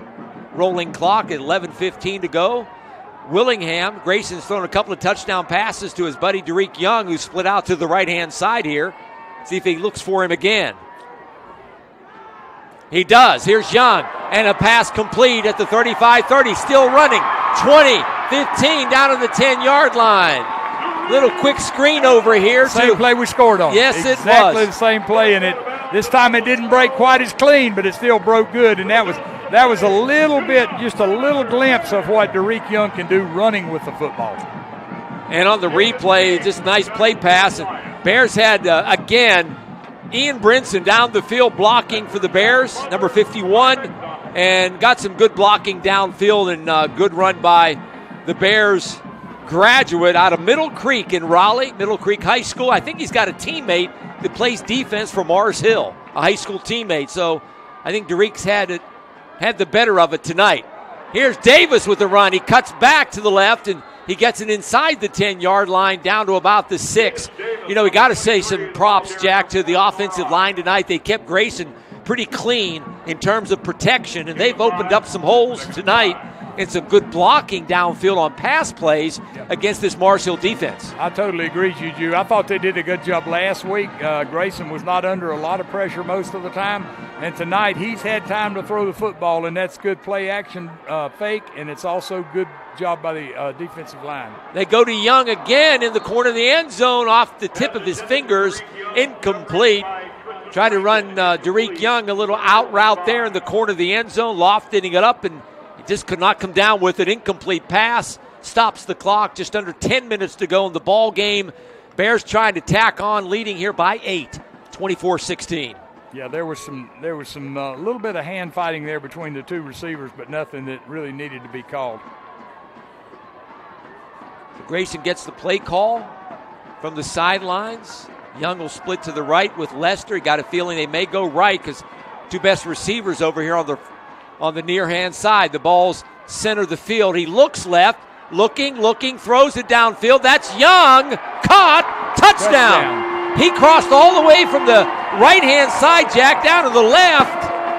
And just an underneath throw, and Derrick hauled it in, his third touchdown of the night. Yeah, the Mars Hill defense has had a hard time, as anybody would, covering Derrick Young. But when you run him all the way across the field, it's impossible to cover a good receiver all the way across the field. That's just really, really hard to do. Let's see if I can find his stats here. Trifecta tonight for Grayson Willingham and Derrick Young. 3 touchdown passes. Grayson just adds on to his record of touchdown passes in his LR career. Adding another extra point is Bears record setter Chase Albaugh. And these two teams are trading touchdowns here in the fourth quarter with 9:45 to go in the ball game. Your score now reads Lenoir-Rhyne 31 and Mars Hill 16. Back with more, the Bears Sports Network, powered by MBA Roofing.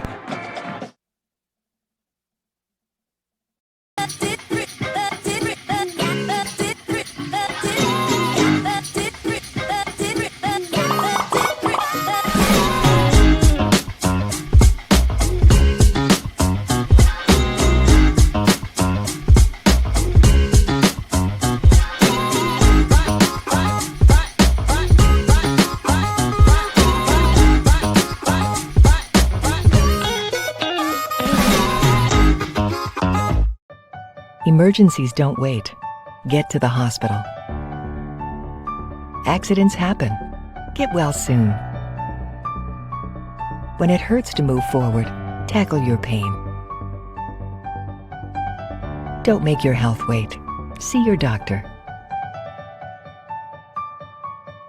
Your health means everything.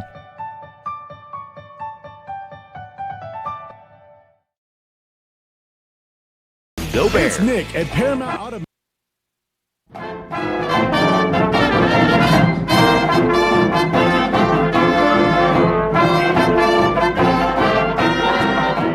Jack, when this game has been on the line tonight and both teams have been trading touchdowns, it looks like the Bears just simply have more weapons than the Mars Hill Lions. And we saw it this last series when Grayson Willingham and Derrick Young hooked up for the third touchdown of the evening. I think the biggest difference, if you look at the statistics, is in rushing yardage. The Bears have about 145 yards rushing, and Mars Hill has about 53. Mars Hill's inability to rush the ball means they've had to throw the ball, and they've done it successfully and done it very well. But that's all they've been able to do. The Bears have been able to lengthen out their drives by running the ball some and throwing the ball off play action, and it's worked out well for the Bears up to this point. Michael Owen with a nice kickoff, driving the ball through the end zone, and a touchback for the Lions, and they'll get the ball to start at the 25. Derek Young has 8 receptions for 160 yards and 3 touchdowns. Deion Lesser's got 7 receptions for 75. Luttrell, 3 TDK. How about that? Yeah, Derek Young becoming the first Lenoir-Rhyne wide receiver since T.J. Smith back in 2018 to have 3 touchdown catches in a single game. Thank you, Danny. You were mentioning, Jack, some key stats, and Derek's had a fine game. Yeah, and Dwayne McGee, 16 attempts, 108 yards gained. He he had 100 at half, so he hadn't had much in the second, but he hadn't been in there much because he's had the cramps and he's been in and out of the lineup. So an incomplete pass on first down for Mars Hill stops the clock, 2nd and 10. Willingham's 22 out of 39 for 284. Ursula is 23 out of 41 for 284. So the 2 quarterbacks are just about even. He's been sacked 3 times. I don't think Willingham's been sacked. No. Ursula with the completion this time to C.J. Thompson. He'll run out of bounds, but up before he gets a nice pickup, about 15 over the 40, up to the 41. So first down Lions, stops the clock. It's still going. 9.5 to go in regulation. The Bears lead by 15 now, 31-16, back up to a 2-score lead. Yeah, but with 9 minutes to go, you can't go to sleep here. You give up a quick touchdown, and you're back on a 1-score game again. See if the Bears apply some pressure. Incomplete pass intended for the running back. Little flare pass out of the backfield, incomplete, stops the clock with 9:15 to go in the fourth quarter here. The Bears leading their home opener, the first and only night game in 2021 between the Bricks, and the first of 4 regular season games. Jack, when the Bears played in 2019, LR had 9 home games. If you count the playoffs. If you count the playoffs. If you count the playoffs, that's almost a whole season of home games. Incomplete pass across the middle, intended for Snelson. That's unusual, too. Snelson, I don't think he's dropped the ball all night. No. He may be the only receiver out there that hadn't dropped the ball. Amazingly, Mars Hill does have more first downs just by a couple, but they've also rushed the ball more times. They haven't gotten any much out of it, but they haven't given up on it. They've rushed 28 times. The Bears have only rushed 27. Thundersticks are out there once again. Well, they're going for it. It's 4 down territory. If they went for it on the 34, they'll sure go for it again here. 9:10 to go here. 3rd down. Ball is knocked away at the line of scrimmage. Was that Luba again? Well, he's acting like it. All right, got to do it one more time. Harrisburg, North Carolina senior, and he's a graduate student as well. He's been through 3 head coaches, Jack, and I think, if I count correctly, he's had 4 defensive coordinators in his career at Lenoir-Rhyne. And done very well. Yes, he has. Been a 4-year starter. They did change to the punt. They decided, Coach Clifton said, wait a minute, we're only down 31-16 with 9 minutes. Let's don't make it worse by going for it. They're going to fake it, and they run the keeper to the up back, and he falls forward close to a first down. Boy, if he gives him where they slung him down, he made it. And I think they're going to give it to him. They snapped it to the up man. Great call. Great call. Jake Watson, a linebacker out of Watauga. Boone, North Carolina, gets the first down to the 47 of LR. Not only did they get the first down, they kind of surprised the Bears. They get it across midfield. They keep possession. Clock rolling under 9 minutes to go here. But most importantly, the Lions stay in the ball game. Knowing Coach Clifton, though, it doesn't surprise you. He's got plenty of those plays up his sleeve, and he's not afraid to use them. They have emptied them tonight. Urzua keeps it, throws a pass incomplete. Flag down in front of the LR bench. One of the LR coaches, there's a flag on the field as well, and one in front of the LR bench. Let's see what the call is. Did they have somebody downfield, maybe offensive lineman? I thought there was a lineman downfield on the white, but I don't know what the one over here is for.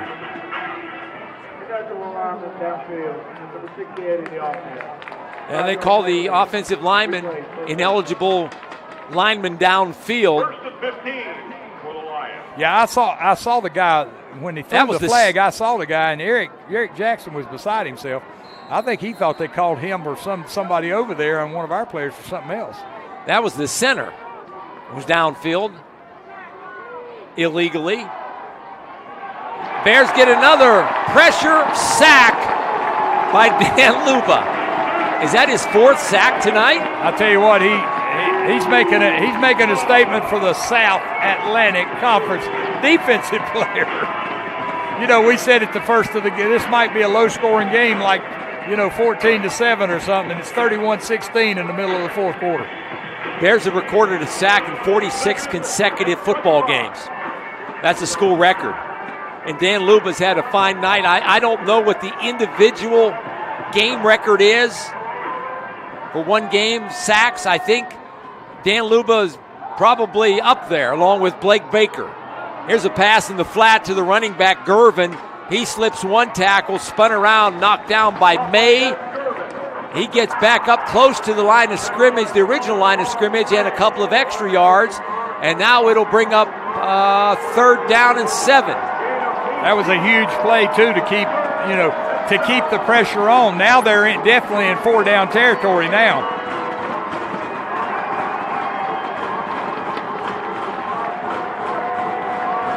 Third and 7. Back to pass. Urzwa shoots it down the field, incomplete. Intended for Ty Snelson. He only reached with one hand. Had he reached with 2 hands, he might have caught it. Sometimes when you see that one hand, you think, okay, everybody thinks they can catch those one hand because they see that on TV. Have you ever seen those gloves they use nowadays? That's what? Those gloves. Oh, yeah. They're stickier than the old stick-em used to be. I mean, they are that effective. So here we go. This might be the ball game with 7 minutes to go. 4th down and 7. Ball's near midfield. Back to pass. Mars Hill zips it down the field for Snelson. Incomplete. Incomplete. Again, he reached out with one hand. And, Jack, they go to the tight end fullback, back-to-back plays, and leave out their wide receivers. I thought he might have had an opportunity there for an interference call. Looked like we grabbed him right before the ball came down there. But it wasn't that bad, but it did keep him from getting to the football. Now the Bears need one of those 5-minute drives here. Dan Luba's 4th sack of the game indeed ties for the most single game in NCAA era since the Bears became a Division II school back in the early 90s. So I believe he ties Blake Baker. I'm guessing, but that's a heck of a game so far for Luba, making his first start of the season for the Bears. They didn't really keep sacks and things like that back in my day. But we had a player named Eddie Joyner, a Hall of Famer, and one afternoon against Catawba in the traditional Catawba game, I swear I believe he sacked their quarterback 10 times. They could not block him. I've got some of that. I'll have to go back and look at it. I've got that film of that game. They could not. Eddie Joyner was so quick. He was big and strong, but he was very quick. And then he had a career in the Canadian Football League playing as a linebacker. One of the reasons they didn't keep a lot of sacks because a lot of teams didn't throw back then. No. Catawba and Elon were passing teams. Western Carolina, Appalachian, all of them came on in the latter years in the late 60s and became passing teams. Yeah. While we were away, some extracurriculars between the Bears and Lions on a 2nd down and 4. Davis with a run for Lenoir-Rhyne after a 6-yard pickup. He got back to the line of scrimmage, and then after the play was over, flags came in the secondary. One of the Bear receivers and a defensive back for Mars Hill kind of tangled up after the play. See what the call is. He's facing like he's going against the Bears. After the play, personal foul, right hit, number 13 of the offense. We're going to call the Bears Parsons for Lenoir-Rhyne, the wide receiver. And here again, that's at least the third 15-yard penalty that's just uncalled for. We had two. We had a rough in the passer. We had a hit out of bounds over there, and now this after the play's over. And I mean, these are the kind of plays, if this game was a little bit closer, we'd be really lamenting, how important these penalties are. Yeah. And we're especially piling with them the up. lead. We had 76 yards in the first half on like 6 penalties, I believe. 6 for 75 on them. Yeah. Kane Cruz checks in at running back for the Bears. First time we've seen his number called, number 20. He's to the right of Willingham, who's in the gun. 4-receiver set. Back to pass, 3rd and long. Grayson just dumps it off, intended for Luttrell. And a late hit. Somebody fell down for the Bears, one of the offensive linemen. A lot of extracurricular after each play here the last couple of times down the field. And one of the Bear linemen, Shane Wells, the sophomore out of Brunswick, Georgia. LR's got a couple of players from Glen Academy, which is in Brunswick, right off of I-95 there. Go down to Florida a lot of times and stop at Starbucks. Good place to stop, isn't it? It is. You know, I was just checking the penalties here. The Bears have been penalized 11 times for 138 yards. Now you can add that to the total offense for Mars Hill. Great punt.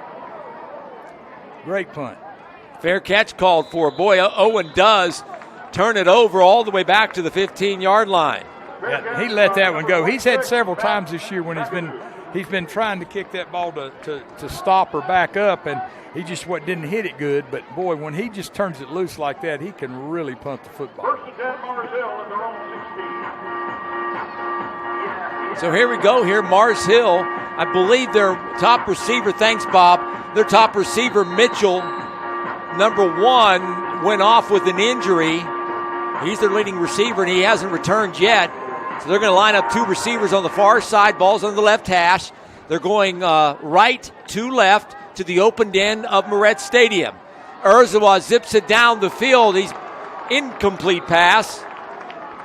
Intended for Campbell over there, and it falls incomplete. Bears had really tight coverage on C.J. Thompson. And now if that was Palmer? Number 4. Okay. And really good coverage by the Bears that time. Mankins. That was Mankins, yeah. Out of Greenwood High School in Greenwood, South Carolina. Freshman. And it was good coverage, too. If they'd have thrown a penalty flag, I wouldn't have been surprised because he was right there almost immediately when the ball got there. Again, another throw down the field intended over there for Thompson. The Bears had really good coverage. Cut coverage on the play by Percy King, sophomore linebacker. That was a double cover situation where he was the under guy and Mankins was back. He was the deep guy. 3rd and 10 now. Lupa's got a chance to get that extra sack right here because, 5 minutes. They may get the ball back one more time. But this is going to be a pass of some kind. Luba switches Dan now on the left side in between the tackle and guard. They double team him. They throw it down the field for Snelson, and he gets the first down. Quick slant pass in between the hash marks. I think that was the play they were looking for in the last possession. And this time they work it to and execute it for the first down over the 30. So Mars Hill stays alive. One of the Bear players down right now. I don't know if he's cramping. We got 5:02 to go in the ball game. Bears leading. We'll keep it right here. LR leading 31-16. It's interesting. They have used Nelson as a wide receiver. He lines up wide. He lines up tight. He lines up in the backfield. They move him all over the place, and I see why. He runs good routes. That was an excellent inside route, kind of like the slant we've been seeing. But he ran that inside route excellent right there and made that catch for a big first down. And I don't understand why the quarterback would go to him. He has caught most of the balls thrown in his territory. Is there a Madison County High School? Yes, sir. Okay. That's in Hot Springs, North Carolina. Or is it vice versa? Well, it's up here in the mountains. Yeah, Hot Springs is where he went to high school. Maybe he's from Hot Springs. Probably from Hot Springs. Okay. Madison County's it's the only high school in the county I'm aware of. Okay. Madison County High School. And the small town must be Hot Springs. Could be. Yeah. Isn't that where Coach... On past Waynesville up that way? Yeah. Donnie Kiefer. Donnie Kiefer's from there, I believe, was... Donnie coached at Tuscola in Waynesville. Yeah. Donnie now in South Carolina. Yep, down in Charleston area. I can't think of the name of the school. There's so many schools down there now.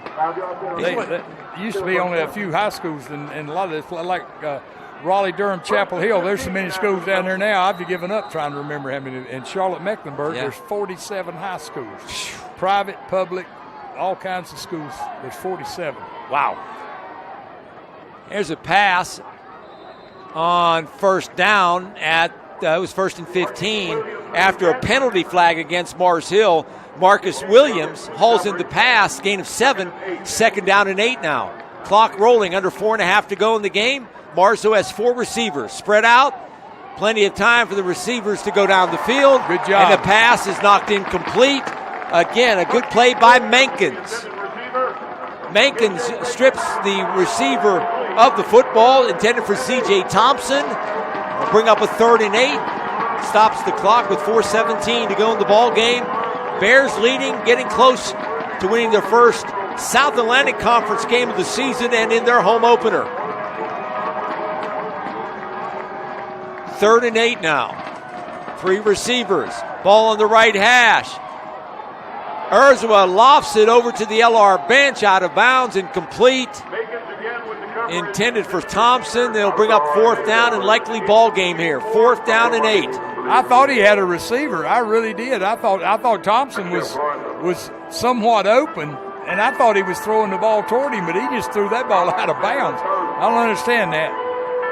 So my understanding is from our geography listeners, Hot Springs is near Marshall, which is here, Mars Hill. Yep, Madison County. We see a sign up there, right? It says Marshall. Yep. All right, here's a pass, complete. 1st down, knocked out of bounds. Mars Hill stays alive. Malik Laurent, another freshman out of Lithia Springs, Georgia, gets the 1st down across Bear territory at the 45-yard line. So the Lions stay alive with 4 minutes to go in regulation. 31-16, Bears on top here. Luba just came out, so I doubt we may not see him back the rest of the game. Thank you, Paul. Donnie Kiefer at West Ashley High School. West Ashley, that's yes, right. Indeed. Ashley Phosphate Road. There's a flag down as the quarterback, Urzua, rolling left, just fires it out of bounds. We'll see what the flag's about here. That's in that territory. You believe it's got to be holding. Mars Hill is drifting back. And a holding call is coming against the Lions.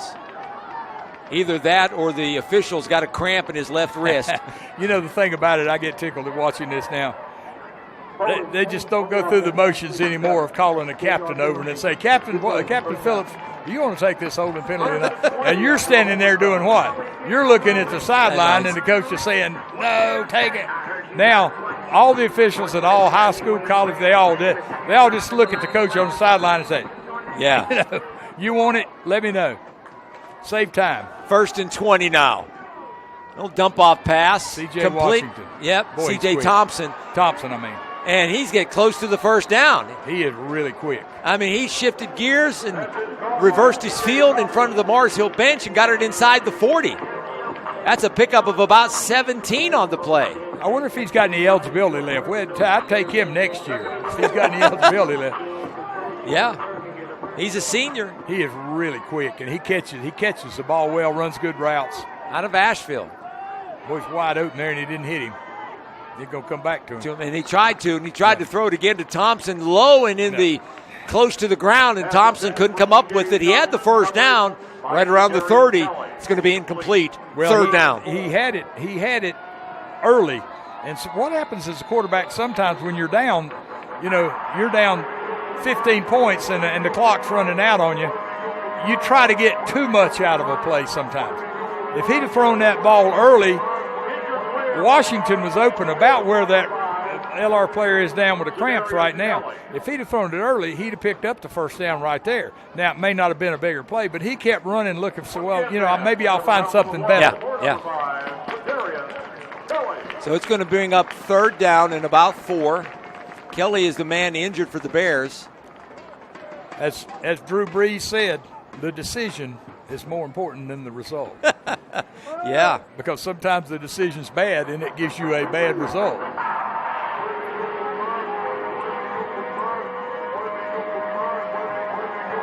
.321 to go. Glad you are aboard, listening or watching.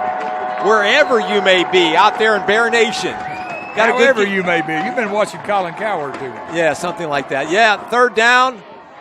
And the pass is caught. Yep. Good enough for the first down. Good sliding, diving catch by Marquise Williams.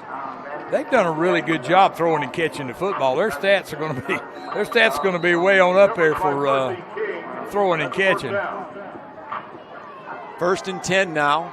He's 30 out of 58 right now. That's a lot. Man, it's a lot. Underneath route. The Bears are going to be happy with that. That's his rolling clock. And the reception by Thompson. They're happy with that 4 and 5 yard reception. Oh, yeah. We're under 3 minutes to go here. Mars Hill just methodically going down the field. The Bears letting them because they're just wasting a lot of time here. 31 out of 59 for 391 yards. Nearly an intercepted. Intended again for Thompson. Broken up by Eric Jackson. A 9-yard completion gets them to 400 yards passing. In 60 attempts. Yep, 31 out of 60. 391 yards right now. They've run 90 plays. LR's run 69 plays. There's a quick pass over here, and it's caught. Knocked out of bounds. That's Williams on the stop or on the catch, and Mankins on the stop. That's good enough for another first down. Did he stay in bounds? I think so, right? Yeah, they're running the clock. They stop it on the first down, but yes, they'll keep running it. They should run it again. There you go. 2.5 minutes to go, rolling clock. 1st and 10, Lions. Back to pass again. He'll loft it in the end zone, overshot everybody. Intended over there for Snelson in the opened end of the end zone. Jack, that end zone, when the stadium gets done, the scoreboard's kind of to the right a little bit. My understanding is they're going to have a new scoreboard. Yeah, they're going to move it over a little bit. Center it, and they're going to put a scoreboard over here to the on the wall at Schufer Gym. It's going to be something, I'll tell you that. I'm looking forward to it. I just hope everything goes good and the fundraising continues, and we can get this thing done. It'll put LR at the forefront in Division II as far as football is concerned. We got 3 more regular season games here, up here in Moret Stadium's press box. I think I'm going to have a moment here. Have a moment of silence. No, just a moment, a teardrop maybe. Yeah. Incomplete pass, 3rd and 10 now. Stops the clock with 2:13 left in the ball game. Bears leading 31-16. They've not trailed in this game. It was a scoreless duel in the first half, and the Bears broke it open in the second quarter, in the first quarter, I guess, and haven't trailed since. Mars Hill's got back in the game here in the second half, but the Bears holding on here. Back to pass. Urzua tipped away. Jackson nearly had the interception. He got underneath it. Yeah, that's what they've been waiting on one of those all night for somebody to get underneath it. That was their 94th play. They've run 94 plays tonight. The defense has got to be a little tired. And they've run in and out. The Bears defensive linemen, DeAndre Shelton, Andre Jefferson, Rashad Yelding, and Willie Lane. The backup defensive lineman in there now is Houston, Luba, looks like Shelton. So they have a couple of guys. They rotate guys in and out, but it's been a heck of an effort defensively tonight. Incomplete on 4th down. That should wrap it up. I don't know where he was throwing that ball. I know there were two black jerseys and an official closer to the ball than the guy he threw it to. John Ross May knocked it away, and he may be cramping up. Either that or he's hurt his shoulder. Oh, I see what he's talking about now on the replay. The defensive back ran over their receiver, just ran over him before the ball got there. Okay. There was so much going. I think the official said, we're not calling that. So 32 out of 65 for 454 yards of total offense tonight. 394 yards passing. That's amazing. And got 16 points. That's called bend but don't break, right? Yeah, you're right. Bend but don't break. The Bears have had a great game up front. The defensive linemen for the Bears, led by Dan Lubas, had 4 sacks tonight. John Ross May still down. He has been cramping up. Michael Flicker, you wanted to mention about him? He won a nice award recently. Yeah, we talked about it last week. Athletic trainer. He was athletic, he's the Bear athletic trainer for many years, and he was selected the Employee of the Year at Lenoir-Rhyne. Associate athletic director now. Yep. The Bears have an amazing staff. They really do. Kim Pate has put together just a fine group of people. We've been fortunate to work with a lot of them, like this young lady next door to us that does such a fantastic job putting on this broadcast. She does it all. She came down there and filmed us. Yeah. Got all that. Now she's operating all the equipment. She's got some great camera people down on each end and camera people next here to us. And, this is an amazing little thing, and she's doing it all. And we've got a bunch of people. Jeremy Zalaka, what'd you say is assistant athletic director for media relations or whatever? Athletic communications, yeah. Athletic communications. But anyway, the staff here at Lenoir-Rhyne is just great, and I know Kim Pate's proud of them. Aaron Bessie running the Bears Club. This is a great group of folks, fun to work with. And your guys are pretty busy over there on social media too. I'm sure they're busy editing and putting out short highlights on social media, on Twitter. Bears are very active social media. I mean, the phrase is stepping up your game. I'd say in the last 2 or 3 years, LR's really stepped up their game on the social media front, getting all kind of recognition there. We got 2 flags back here in the back. I don't know what. The 2 furthest officials back here just threw flags for something. And he's 12 men on the field.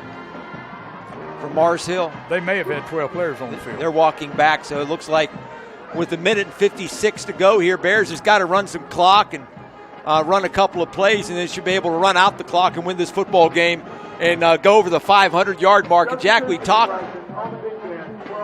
Yeah, 12 men on the field. Yeah.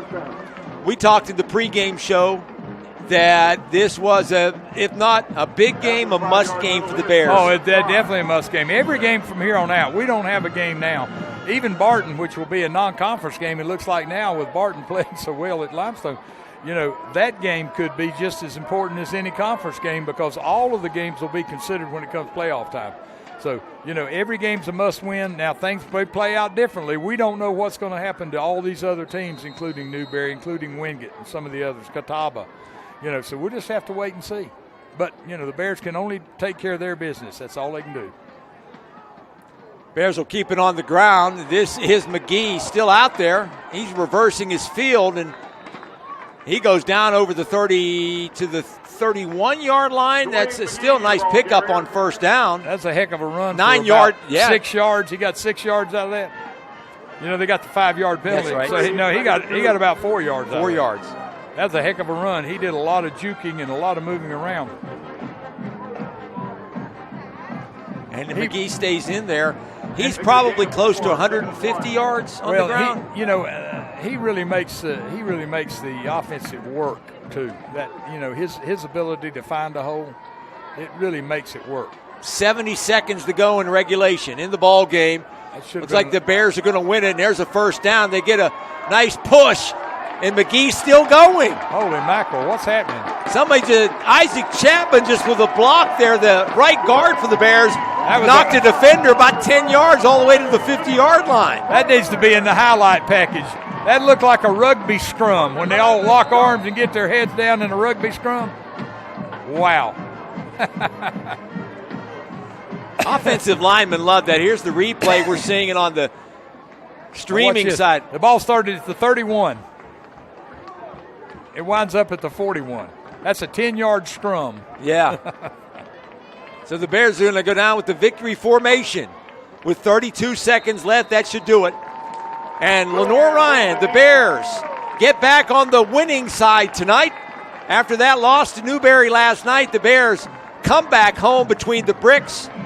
Home sweet home, indeed, for the Bears as they knock off Mars Hill. Your final score, Lions 31, Lions 16, the Bears 31. Bears win it. They go to 2-1 on the season. Stay with us. We'll come back with our post-game show. Final score, Lenoir-Rhyne 31, Mars Hill 16. Back with more after this Bear Sports Network, being powered by MBA Roofing.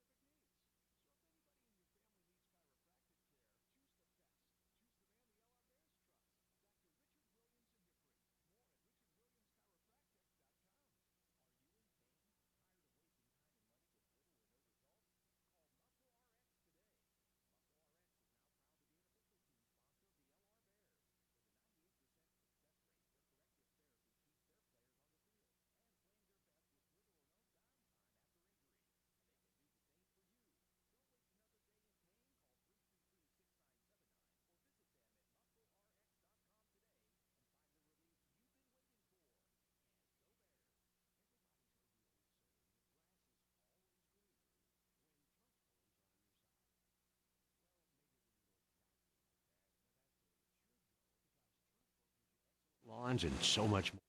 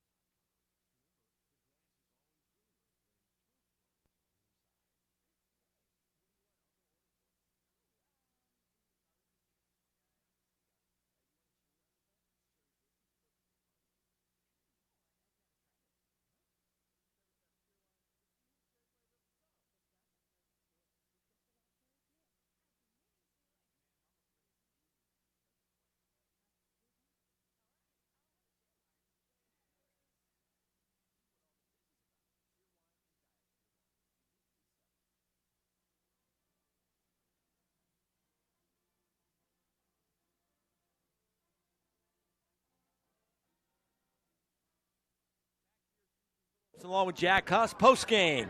And a happy post-game tonight as the Bears knock off Mars Hill 31-16 to improve to 2-1 on the season, while Mars Hill falls to 2-2, and the Bears win their first South Atlantic Conference game of the season. Jack, coming into this game, these two schools were playing for the 50th time. They were tied 24 wins apiece and one tie. Bears broke that tonight with a win and never trailed in this football game. They did a lot of good things tonight. What stood out to you as the Bears come away victorious? Well, first of all, I remember the tie. That was during my tenure. We tied them 28-28. You look at the game from a statistical standpoint, Newberry had an edge in yardage, passing yardage, but they only rushed the ball. They rushed the ball 30 times for 60 yards. The Bears rushed 32 times for 164. That was the difference in the game. What made the game close in a lot of the areas, unfortunately, was the Bears were penalized 11 times for 138 yards. We kept one scoring drive alive, and we gave them several other scoring opportunities, which they didn't get with penalties. So that would be the one area that I'd be concerned with from a coaching standpoint. I thought the defense played extremely well. We gave up a lot of passing yards, but a lot of it was later in the game after we had the lead, and you're going to let them throw underneath, And they didn't amount to any more points. They threw the ball, they ran it up and down the field the last couple of series, but didn't get any points out of it. So that piles up the yardage. And like I said, they ran 95 plays. The Bears only ran 72. But in terms of total yardage, the Bears had 451 yards, and Mars Hill had 454. So, there was a difference of 23 plays, or 23 plays. They ran 23 plays more than we did and only had 3 more yards. So the Bears defense did a good job overall. Offensively, the Bears offense did a good job overall.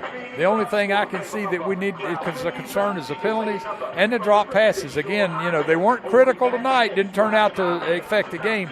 But, those drop balls when you're in a real tight game and it's 14-14 in the fourth quarter, those drop passes can make a difference. Yeah, and you're right. Besides, you mentioned the drop passes and the penalties. Otherwise, Jack, pretty clean game. No turnovers, no fumbles, no interceptions. Bears played well there. Yeah, the Bears had one fumble, and that was the Willingham and McGee fumble when they got fouled up on there. And that was it. Now, Mars Hill had one fumble, and I don't guess either team got an interception, did they? Since the one that we got was negated. Yeah. I don't think either team got an interception. Yeah, neither team got an interception. So, it was, from that standpoint, one turnover for each team, and that was a fumble. So, the Bears came into the season and into this game with a couple of, about a dozen super seniors, and two of them really stood out tonight. We're going to come back and talk about those guys tonight. Some individual performances stood out as the Bears get back on the winning side, winning 31-16, knocking off Mars Hill tonight in a South Atlantic Conference matchup here between the Bricks. We'll step aside, come back with more of our postgame. Bear Sports being brought to you by MBA Roofing on WSVM Radio.